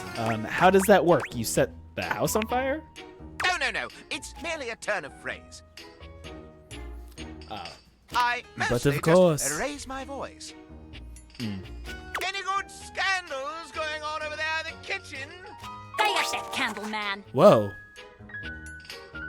Who's that? Is that the toaster? Is that my toaster? They can be quite rude at times, but my persistent brightness can illuminate even the best kept secrets. Say cheese.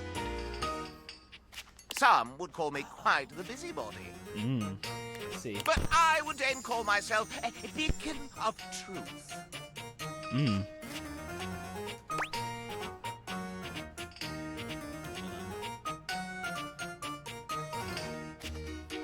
It's taking a while, huh? There we go. Sounds kind of cool. What truth do you find? How scandalous of you to inquire.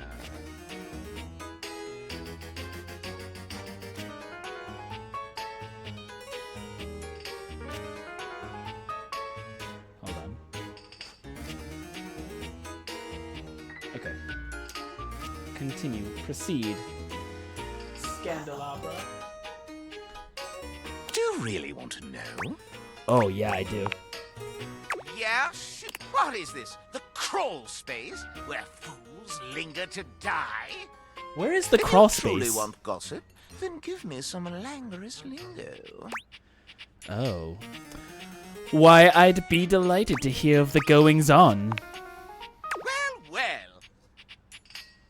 Scandal time! This house, while it may appear peaceful from the outside, in fact, harbors a hotbed of scandal from the inside. Ooh. For example, did you know that the previously paired aerialists, Washford and Drysdale, are no longer speaking to each other? I did know that. I did know that, actually. Next, were you aware that known vagabond Bobby Pin is on the loose once more? Oh. Can you imagine the heist they are planning? Can you imagine the romantic dalliances as they make their way through the house? I didn't know about that. More scandals abound. They say there is a shadow that does not obey the laws of physics. A true scandal that undermines the physical realm. That's impossible. And yet, they say if you peer closely at a certain shadow in the floor, you can see the crooked stranger himself. Interesting. But I am not finished with the daily scandals, no? Daily scandals? One has heard of self-insert, yes? Could you imagine a video game in which all the creators inserted themselves at once at the same time? Such a thing is not imaginable. But in one that I've seen... Wow, he got a lot of rumors from him. ...themselves within their very names. Is that really a scandal? Oh, yes, indeed. Critics hate that sort of self-referential garbage. Very well. That's good. One last scandal. There's no possibility you've heard of it. Long ago, a relic was stolen from an island nation, brought to these shores, and hidden underneath this house in the vaults. Surely you haven't heard this yet. No, you're right. I didn't know that. No matter. That is more scandal than your puny pate can handle. I will teach you the ways of the scandal monger soon now. Wow, okay, so they actually help each other. So look at all of these rumors I got from talking to Scandelabra. And I bet you if I talk to the magnifying glass, she can help me find stuff. The Scandelabra says there's a jewel underneath the house somewhere. Embrace the night. The Scandelabra said there's a crooked shadow somewhere on the floor.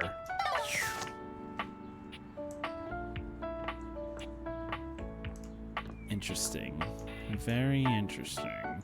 A crooked shadow somewhere on the floor.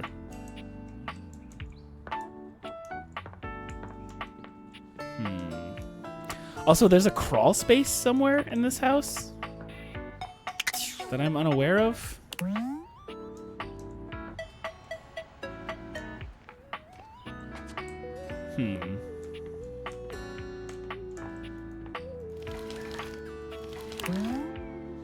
It's a log, it's a log, it's a bit heavy, it's wood. Oh, the fireplace and logs are two different things. Okay. I'm gonna talk to Maggie real quick, because I want to see if she can help me find some stuff. I'm so glad to see you again. You look lovely. I hope you don't mind. I took the trouble of ordering your tea for you. Oh, right, I was supposed to go on a date with her. It's a jasmine green tea. From Kopi, of course.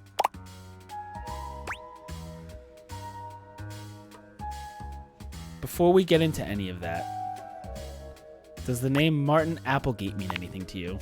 Shh, we can't discuss that. At least not yet. Maybe I'll feel differently after we've gotten to know one another a little better. Okay. That's not mysterious or anything. Sorry, but I can't get into more detail yet. So, how about some tea? I have yours right here. How did you know my order? Simple. I just pulled your old MyFace site and sorted through the archive posts until I found one where you listed a few teas you enjoyed. Then, I cross-referenced that with photos of you drinking various warm drinks and did some basic image enhancement on them to determine which exact brand appeared most regularly.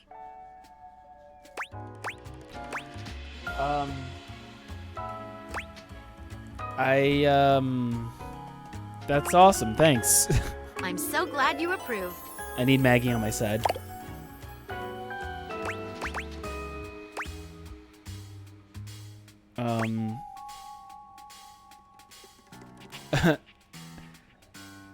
I'm gonna be really nice to Maggie because I need her help. It's been fun to be here with you, I have to say.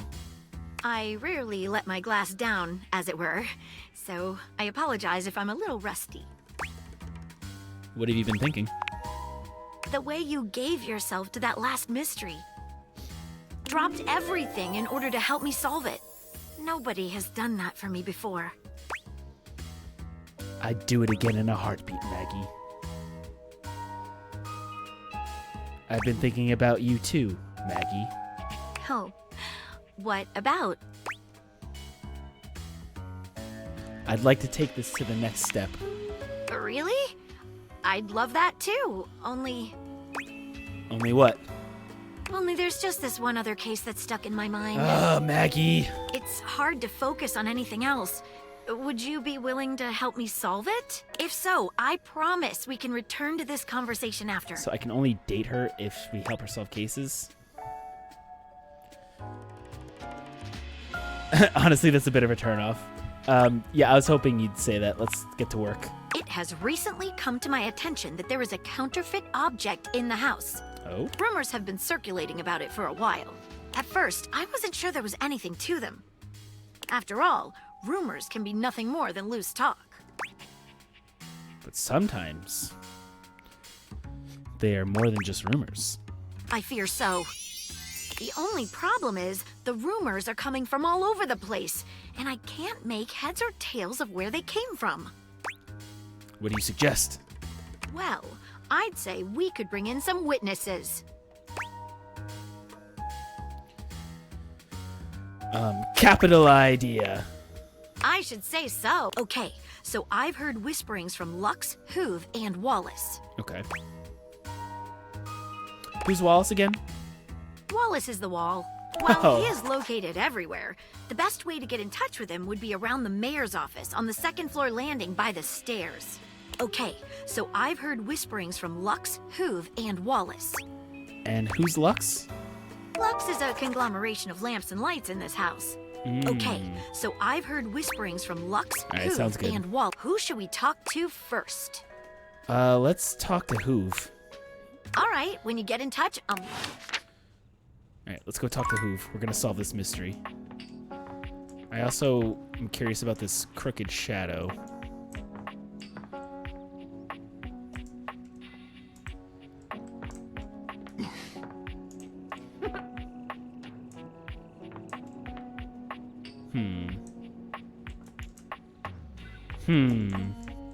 Where's the crawl space? I have a crawl space somewhere. Let's check in like the closets and stuff. We're gonna talk to Hoove real quick. Hey, I feel a little ambushed here. No, don't worry about it. It's not you. sorry to bother you, Henry, but we're looking for any information on a counterfeit item in the house. Have you found anything? Perhaps at one of our crime scenes? Well, yeah. When I was upstairs cleaning under the trophy shelf, I heard Stepford saying some nasty stuff. You should go check with him. You down for a drink later? Not right now. I'm on this case. I know how it is. Stepford. Which one's Stepford again? Stepford is... Remind me. Don't remind me.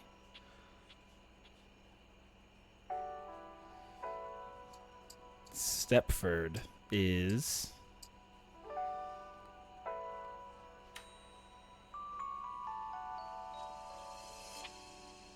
Don't remind me. Stepford. Did I not meet Stepford? Alright, we got time for one more person. What is this shadow? Also...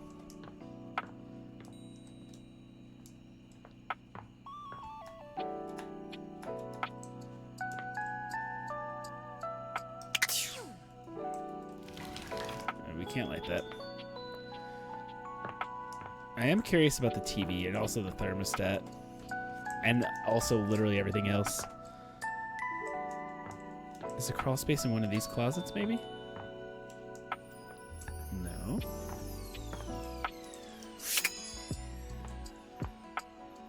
And she said the wall specifically upstairs near the mayor's office? I don't know what that means.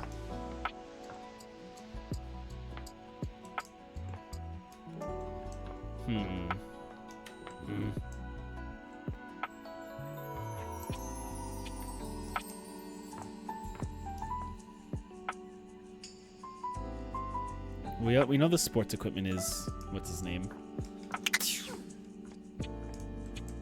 There's gotta be... How do I get into here?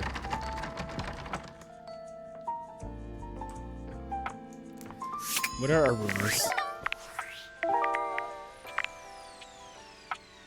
Maggie said that Lux is the lamps. Alright, so let's talk to a lamp. Any lamp should do. Hey, you're a lamp. For a moment, you wonder if your Dateviators are malfunctioning. But no, the fashionista standing before you is just that dazzling. They are dressed to kill. Abs on display and lighting all along their body, bathing them in a soft glow. A ring of light surrounds their perfectly coiffed blonde hair, giving them the appearance of an angel. And perfect lighting no matter which way they turn. But it doesn't take you long to discover the angel comparisons end at their appearance. Hey, betches. It's me again, Lux. Hi, Lux.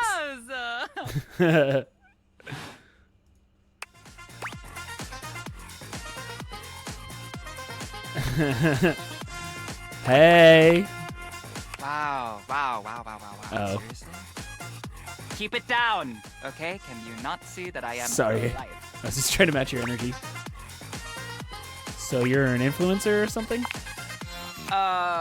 No. And honestly, you're being super disrespectful. Oh. We don't use that word anymore. We use the term influnker. Influnker. Incandescent, naturally flavored, like unbelievably naturally charismatic entertainer. Oh. Cool. I know. We're called influnkers for short. Oh. For sure, right. Cool acronyms. So what does an influnker do?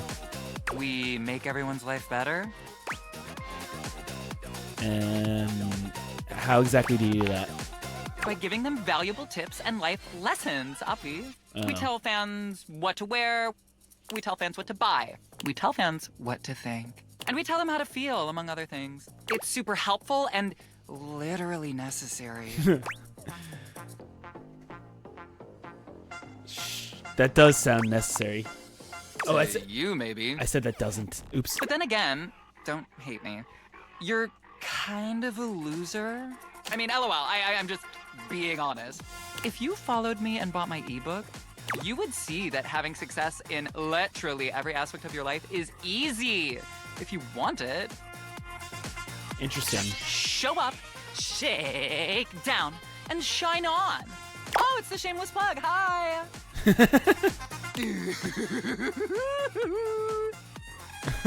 Thanks for that. Let me get back to getting another sub, okay?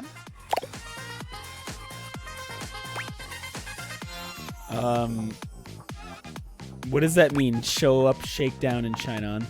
It's the solution to your problems. It's an attitude shift. It's an energy adjustment. It's literally all you need to be a better version of you. That didn't really explain anything. It's okay that you can't understand yet. Because, like, no offense, but you seem super opposed to making your life better for some reason. But just buy my ebook and everything will make sense. And with a subscription to the Living Light Lounge, you can also vibe with like-minded entrepreneurs and influencers who are making their lives better, just like me. Don't you want that for yourself? Yeah, sign me up. That sounds awesome. Okay, congratulations! I will be charging you for the Triple Premium Platinum Package. It Okay. includes a $3 spa coupon, 6 copies of my ebook, a free yoga cushion rental when you come to our Bali retreats, and access to the virtual Living Light Lounge. Virtual. Where you can literally collab with other influencers whenever you want.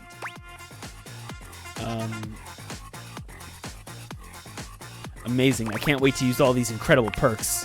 Yeah, great, whatever. Have fun and don't forget to let your light shine. Bye. Oh, wow. We immediately hit friends This is status. so totally what friendship is and always has been. We immediately hit friends with Lux. Oh, but so, okay. So depending on who you make friends with. So being friends with Lux gave us sass. But we didn't ask about the, we didn't ask about the mystery because we didn't know them yet. Oh, I have unread Discord message. Is it? Oh, it's tinfoil hat. Are you there? Please answer. Hurry! Yeah, I'm here. There's something we need to discuss. It's of the utmost importance. Only if it's the utmost. It's the Dateviators. As I mentioned, I've been closely monitoring the electromagnetic field anomalies emitting from the quantum catalyst activator.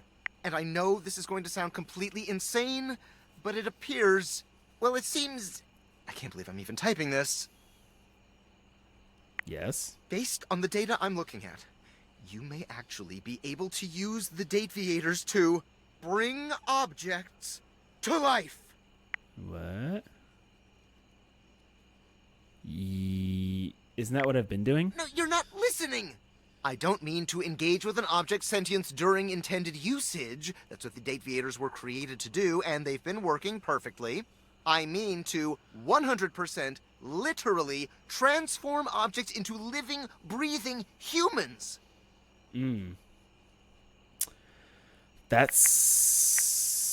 Sounds cool. Frankly, we don't know if it's cool. We have absolutely no idea the ethical implications of turning objects into people. Would they have rights? Do we need to feed them? And if so, how often would we need to feed them? Is only lunch enough if it's a big lunch? We're sleepwalking into a minefield of existential dilemmas here. I'm not that concerned. Well, you should be. Who's gonna pay for all those big lunches? It's not me, that's for sure. Not to mention, I didn't even program the Dateviators with that functionality. Maybe the government augmented my original schematics with secret military tech, but I'd have to do more tests to be sure. What kind of tests? I'm sorry, but we'll have to pick this up later. I'm not under any sort of duress or anything, but I had a huge enchilada for lunch and I'm exhausted. I'll reach out again when I'm able. Okay. Cool, man. I'm going to bed.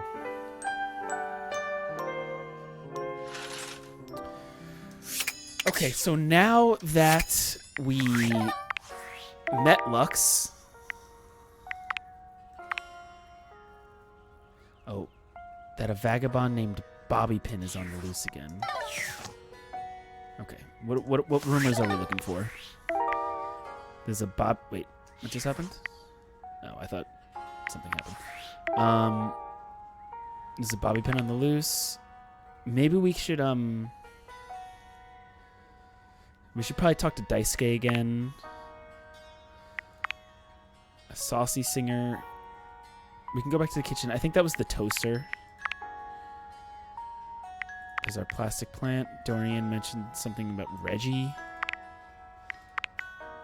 Maggie said the best way to find Wallace would be around the mayor's office at the top of the steps.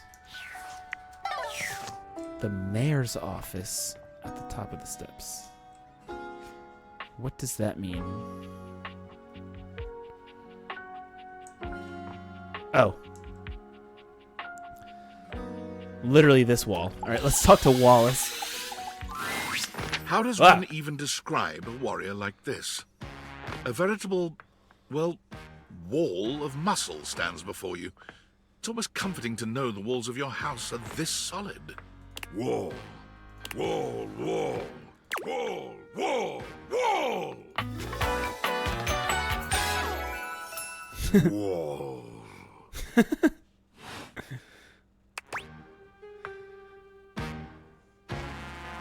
Wall. The warrior's eyes widen. He leans in closer, towering over you. Wall, wall, wall. He throws his head back in a belly laugh that echoes through the house. Wall! He beams at you, a flush spreading across his cheeks. I love you! Oh. Oh my god. Oh, what?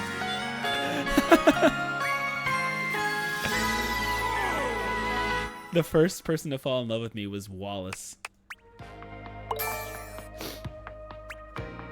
Okay. Oh, that was sudden, wasn't it? You and Wallace, who has only just introduced himself to you, are now lovers. His gaze settles on you, filled with tenderness. His drywall heart beats only for you. You live happily ever after. Yes, just that quickly. Okay. Sweet. Val 9000. I'm afraid I don't understand. Oh wait.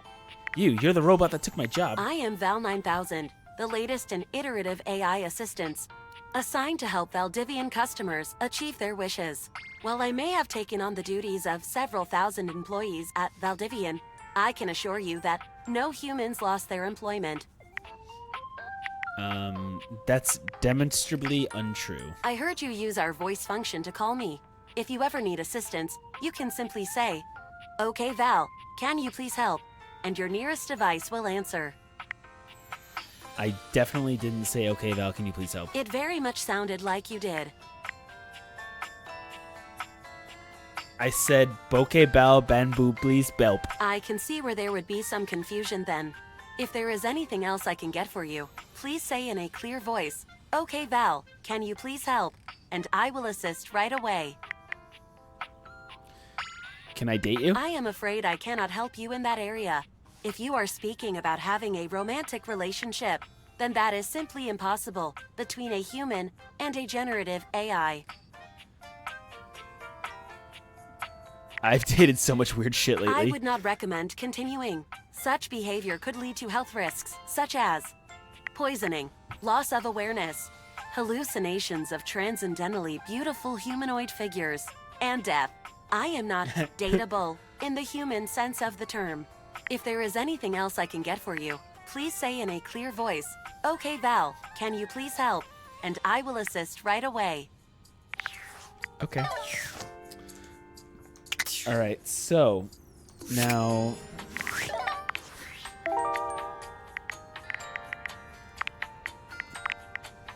darkness is everywhere in your lonely house, but what can I speak with it? We're gonna try to talk to darkness at night.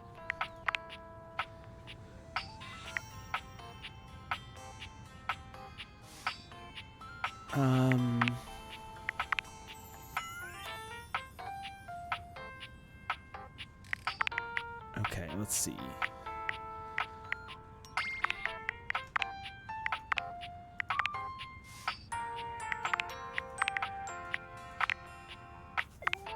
Oh, let's talk to Lux again now that we have Maggie. We can do the investigation. This account has been temporarily suspended.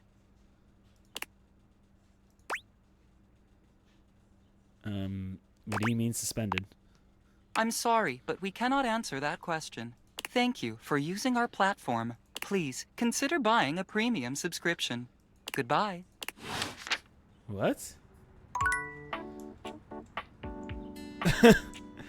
Is it just that lamp? Did Lux screw us? Is there another lamp I can try? Lux, you've got some explaining to do. Let's try this lamp. Oh, no, okay. Maybe I have to talk to the couch first, and then I can get to the dust bunny underneath it. Let's talk to the couch. Seated in your living room is a being who seems to truly embody the concept of comfort. His arms are draped over the back of the couch, his head tilted back, and his eyes beginning to flutter shut. He looks just as though he's about to fall asleep, but when he sees you approaching, he shakes it off, looking up at you with a sweet smile. Hello. Hope I didn't wake you. Don't worry, I hadn't fallen asleep yet. You ought to come get in on this too. He pats the seat next to him. Come on and take a load off. I'm Koa, by the way. Koa. Here, oi. Okay.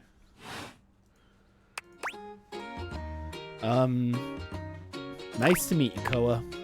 You too.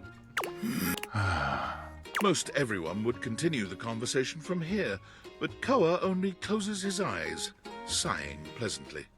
You wait for him to say something, but all you can hear is his quiet breathing.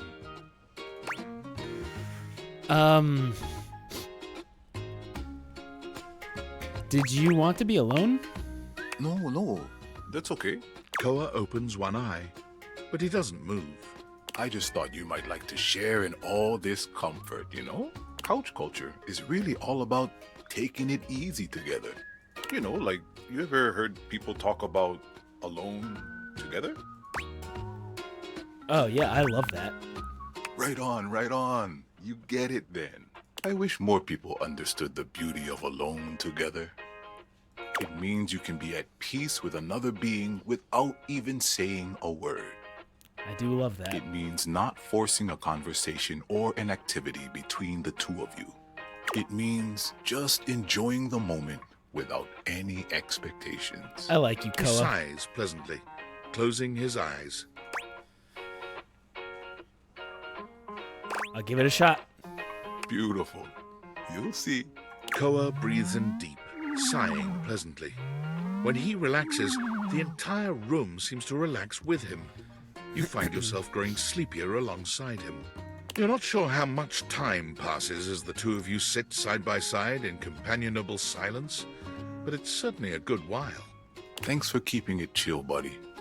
This was real nice. Got something I want to give you. Is that my pocket change? You know it. You know, in couch culture, we're not big on expressing ourselves verbally.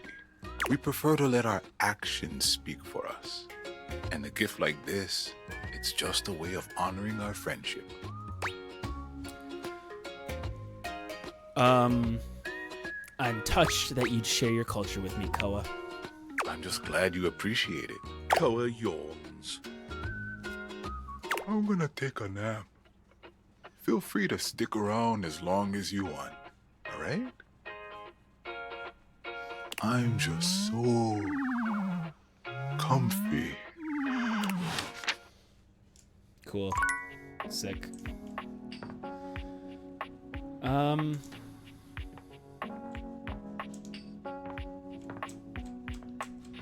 so we can't talk to the wall yet.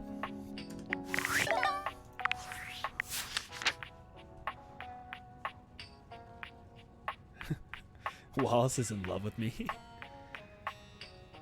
Let's... Alright, there's... Scandelabra said... There's a vagabond named Bobby Pin on the loose again. Last seen around Hoove. Wait. The Bobby Pin was last seen around Hoove. Alright, let's go to Hoove. There it is. There's the Bobby Pin. Before you see them, you can feel them. An overwhelming air of cool, of rebellion and edge given form. Leather and metal and the best hair and eyebrows you've ever seen. This rogue is impossibly cool. And looking at you like you owe them money. You got a problem, punk? No, but it sounds like you do. What, me? Nah, I'm just messing with you. The name's Bobby. Bobby Pin. Yeah, that makes sense. I like Bobby Pin. And you might not have heard of me yet, but trust me, the name Bobby Pin's gonna be known all over the house real soon. I'll do whatever you want, Bobby. How's this strike you? The Pin Crime Syndicate. Oh, wait, no. The Pin Criminal Empire.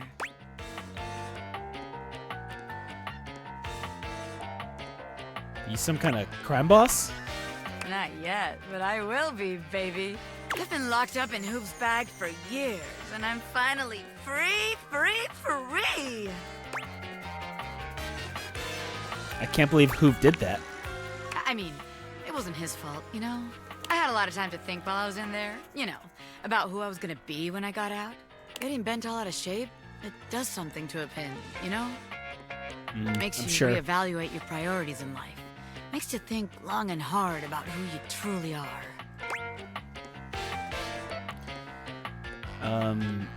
You don't normally look like this? Oh yeah. I used to be pinned straight, if you can believe it. Getting sucked up into Hoove's bag was a real revelation. I never really felt quite like myself before. Would have liked it better if I didn't have to be locked away for a while first, but I feel like for the first time in my life, who I am and who I've always been are one and the same, baby. Sick. I love that for you. You look amazing. Thanks. I mean, I know it, but it's real affirming to hear it from somebody else, too.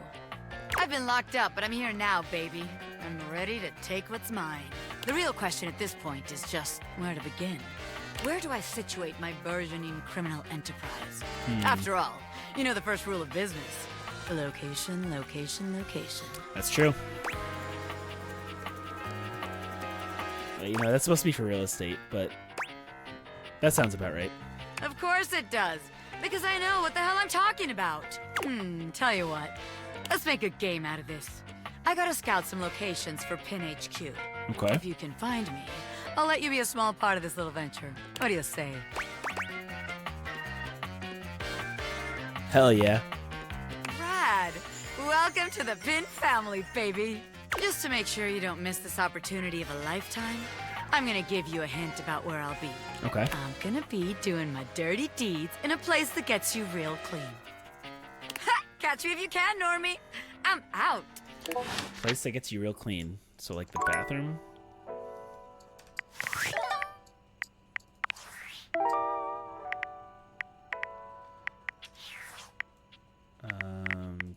Discord. Oh, Sam. Well, well, well. If it isn't the Casa Casanova. Do you see what I did there? That's did. wordplay, baby. Don't break your arm patting your own back. Oh, someone's feeling spicy. Dating your furniture really got you confident, huh? You're out here dating all these appliances and shit. But, like, why? Not why are you dating them, like, why is this happening now? To you. I think I'm caught in a game of tech cat and mouse. Hope David doesn't catch you. He thinks he's sneaky with his email blasts about his precious sunglasses, but only your partner and spy, Sam, knows the truth. Please keep it a secret. Don't worry, your girl's got you covered. So, like, where did the Dateviators come from? Like, what's the point of them? Who made them, and why? A guy named Tinfoil Hat is claiming he did. Tinfoil hat? Okay, this is some conspiracy shit. Your life is half political thriller, half harem anime. So, like, did you find out what your purpose is or whatever? Are you a top secret operative in the furniture dating war? Are you collecting data on people in love with their shower? I don't know, unfortunately. Well, damn. Oh well, guess we can just make up our own theories. Or maybe just enjoy the furniture dates for now.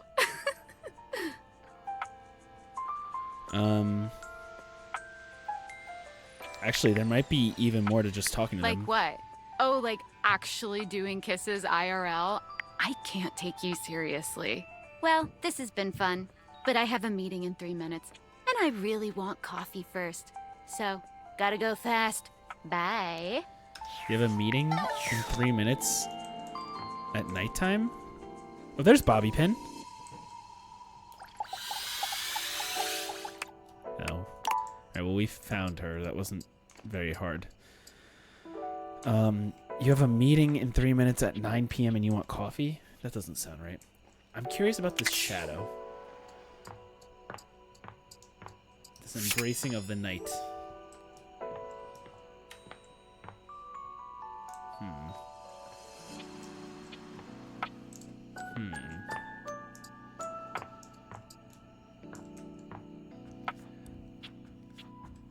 Oh, wait. Is that the... So that floor is a thing. That's not usually there. Be there in a moment.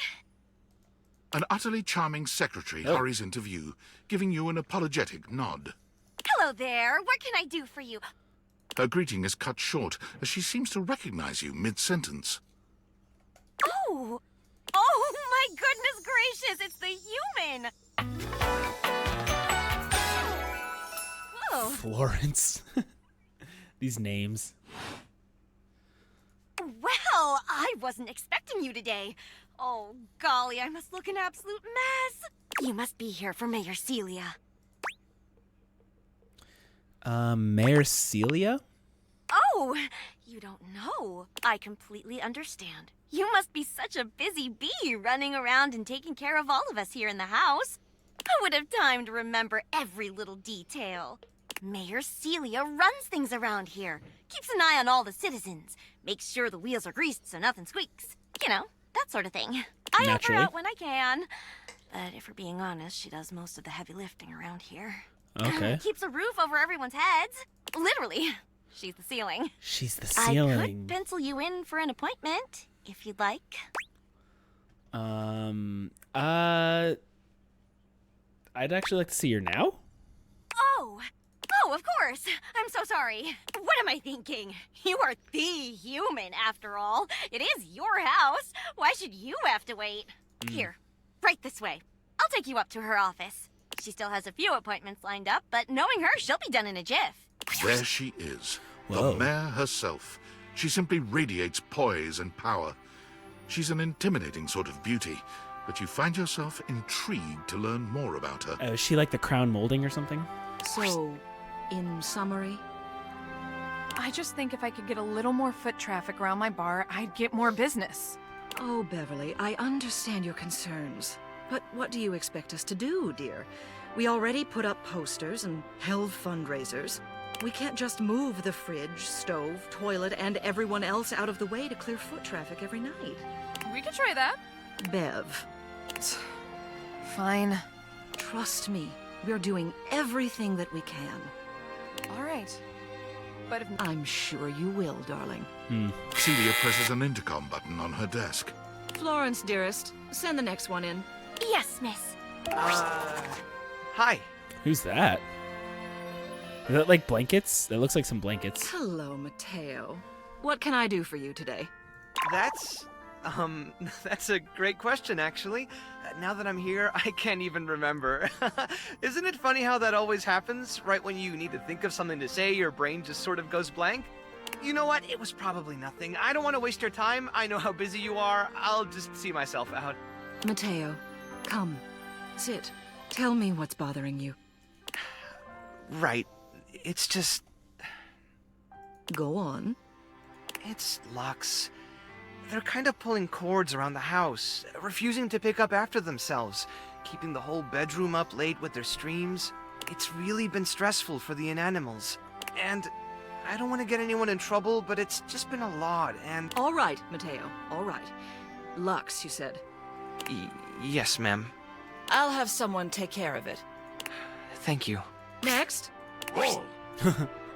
Hello, Wallace, darling. Whoa. Whoa. Yes, I remember from last week. It's on the docket. Whoa. Think nothing of it. Next. Oh, it's you. I don't believe we've formally met. Mayor Celia. I'm also the president of the HOA. That's Home Objects Association. Home Objects Association. That's good. Mayor Celia. Here's my card. But really, all you ever need to do if you need me is to simply look up. What can I do for you today?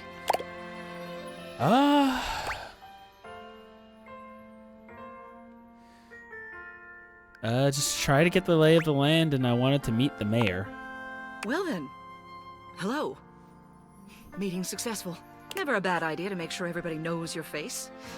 We're important here. Some sit back and wait for others to plan things.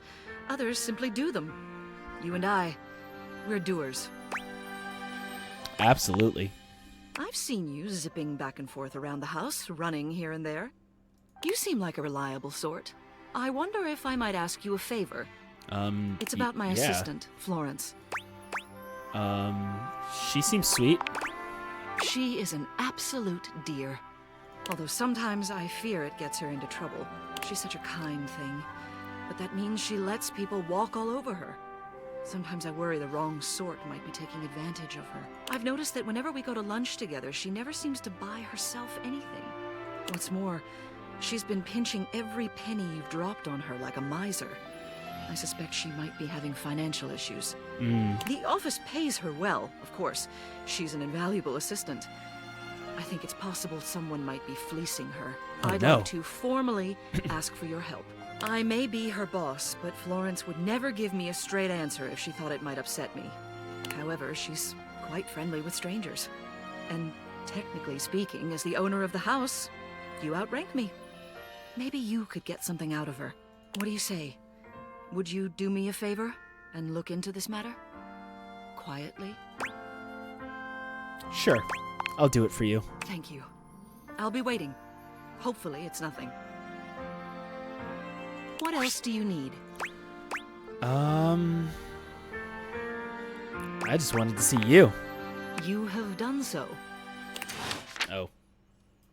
Okay. Well, that's that day.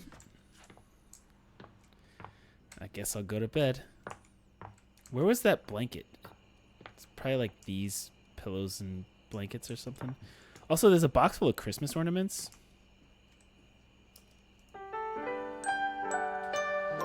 All right, I think we do one more day, and then we'll call it.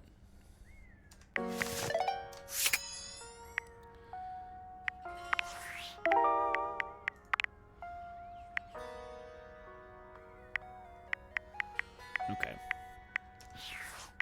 Do we want to, maybe one more day, we'll introduce ourselves to new people, and then next time we'll, like, keep doing story paths. So, like, here's an air vent. What could that possibly be? A cool breeze tickles at your neck. You can feel someone here, but you can't see anyone. Oh. No. Why are you here? What are you doing? It's just saying hi. Hi. You're saying hi? You're greeting me? So casually, like it's easy, like it's nothing. Not now, not here, not yet. Please, please, I'm not ready, not like this. I've dreamed of this, of meeting you, finally. And now the moment is here. I just can't. Not yet. I'll be ready when you come back. Okay. Cool. So I also noticed that... So the closet doors, when you open and close them,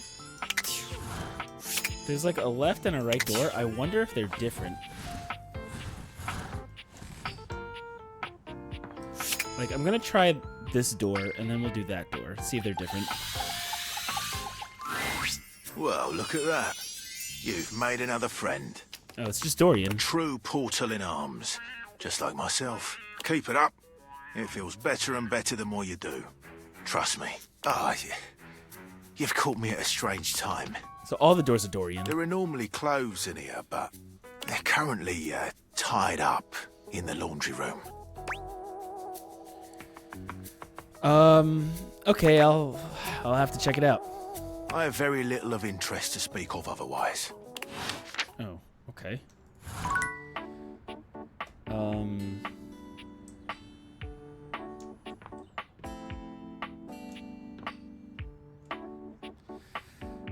Okay. How about the Christmas ornaments? It takes you just a moment to properly evaluate the figure standing before you. Her hair and clothing are such a jumble of various holiday decorations, it throws you. What time of year is it again? Have you truly been locked in your house for so long that time has lost all meaning? Oh, it's like every holiday decoration. She is adorable, though. And her energetic greeting shocks you right out of your quiet contemplation.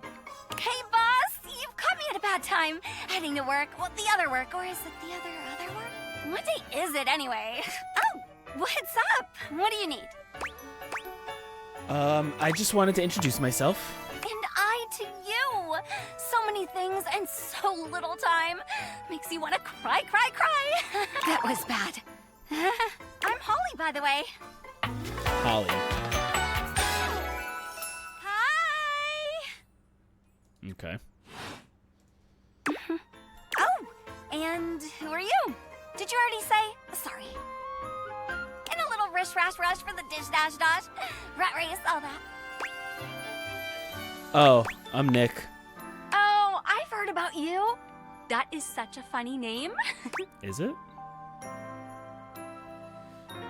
What have you heard? Just some tidbits. Anywho, I'm so sorry, but I'm already running late. Love to chat more, though. I'm working a double, then opening, closing tomorrow, but swing by first thing in the morning. That's when I'm usually able to sleep. That work? Oh, sure. Great. Okay, bye! Alright, so we can only talk to Holly in the morning. It's Tuesday evening now.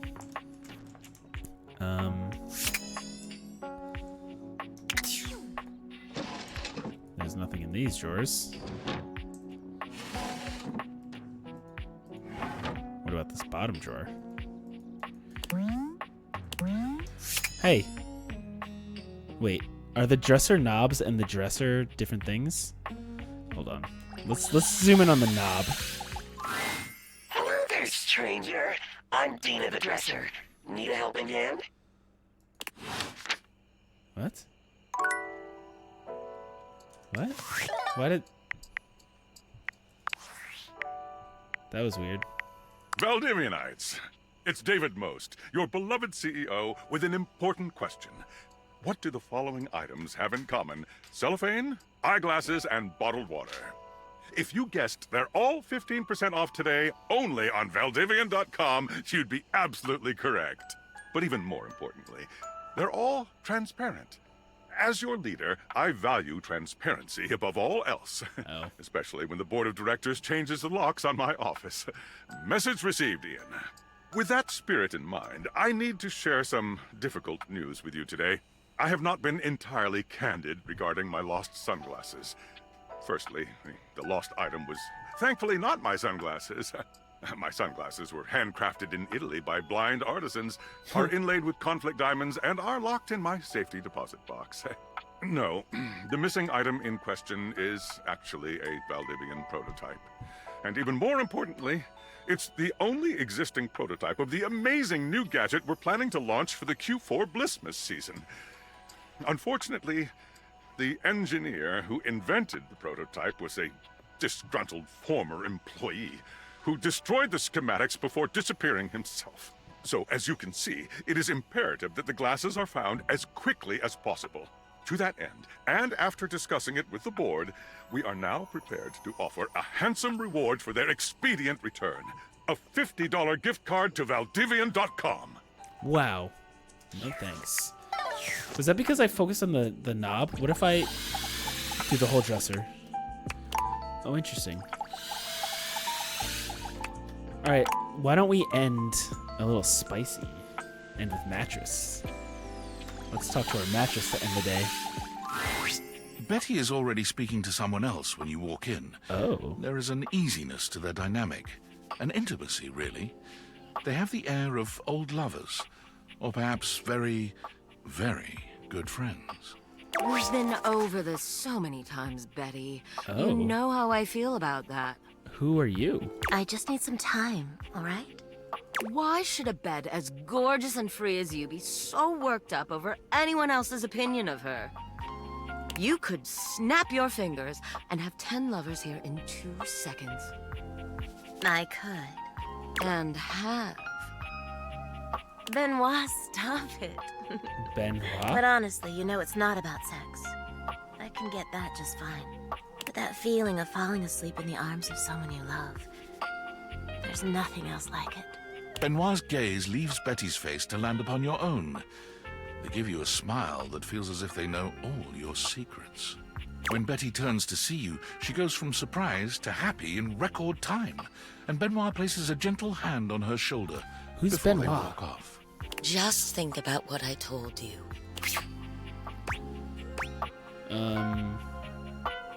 You better not be banging people in my bed. What was that all about? Oh, I was just talking to Benoit. Benoit and I are just very good friends. With benefits, of course. Of course. Oh. Are you jealous? Please don't be. It's just a bit of fun between friends, you know? But if that's ever something you're interested in... oh God, listen to me. I'm sorry, I shouldn't be going there right now. I'm sure you didn't come here just to hear tales of my sex life. That's actually why What can I I do came for you, here. honey? Did you want to relax? Maybe take a nap? Oh. I was hoping to get to know you a little better, actually, Betty. Get to know me better? Why? Because you're hot, Betty. Why not? Well, thank you. But I hope you see me as more than a pretty face and a gorgeous body. Well, you know what I am, what I do. You know I'm a free spirit. What else can I tell you about me?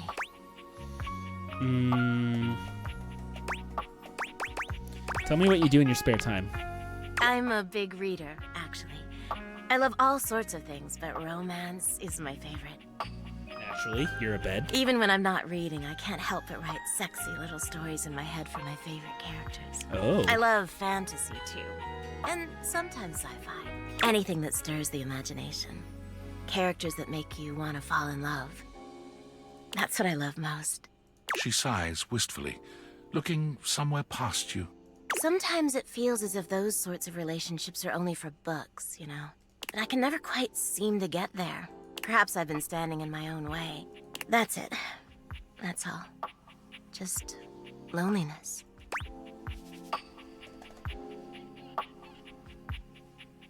Why not just confess to whoever it is that you're so into? Haven't you ever been afraid of ruining a good thing? I'm just not ready yet.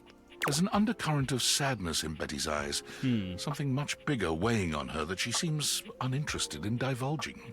Oh, it's almost time for book club, if you'll excuse me. Okay. I believe that's it. Yep. All right, so we're gonna go to bed. No nightmares? No nightmares this playthrough. All right, so that's gonna be it for today. Let's save this bad boy. Cool. All right, so that was some interesting progress. Somebody's in love with us. The wall. That was fast. So, yeah. Thanks for hanging. We're gonna be back on Sunday night, and we're probably gonna finish up the end of KOTOR, because we're this close to beating that, and then we'll get back to dating our rooms, I guess. But yeah, that's it. Thanks for hanging out. I'll see you guys on Sunday. Make sure you all stay safe. Peace out, everybody. Bye.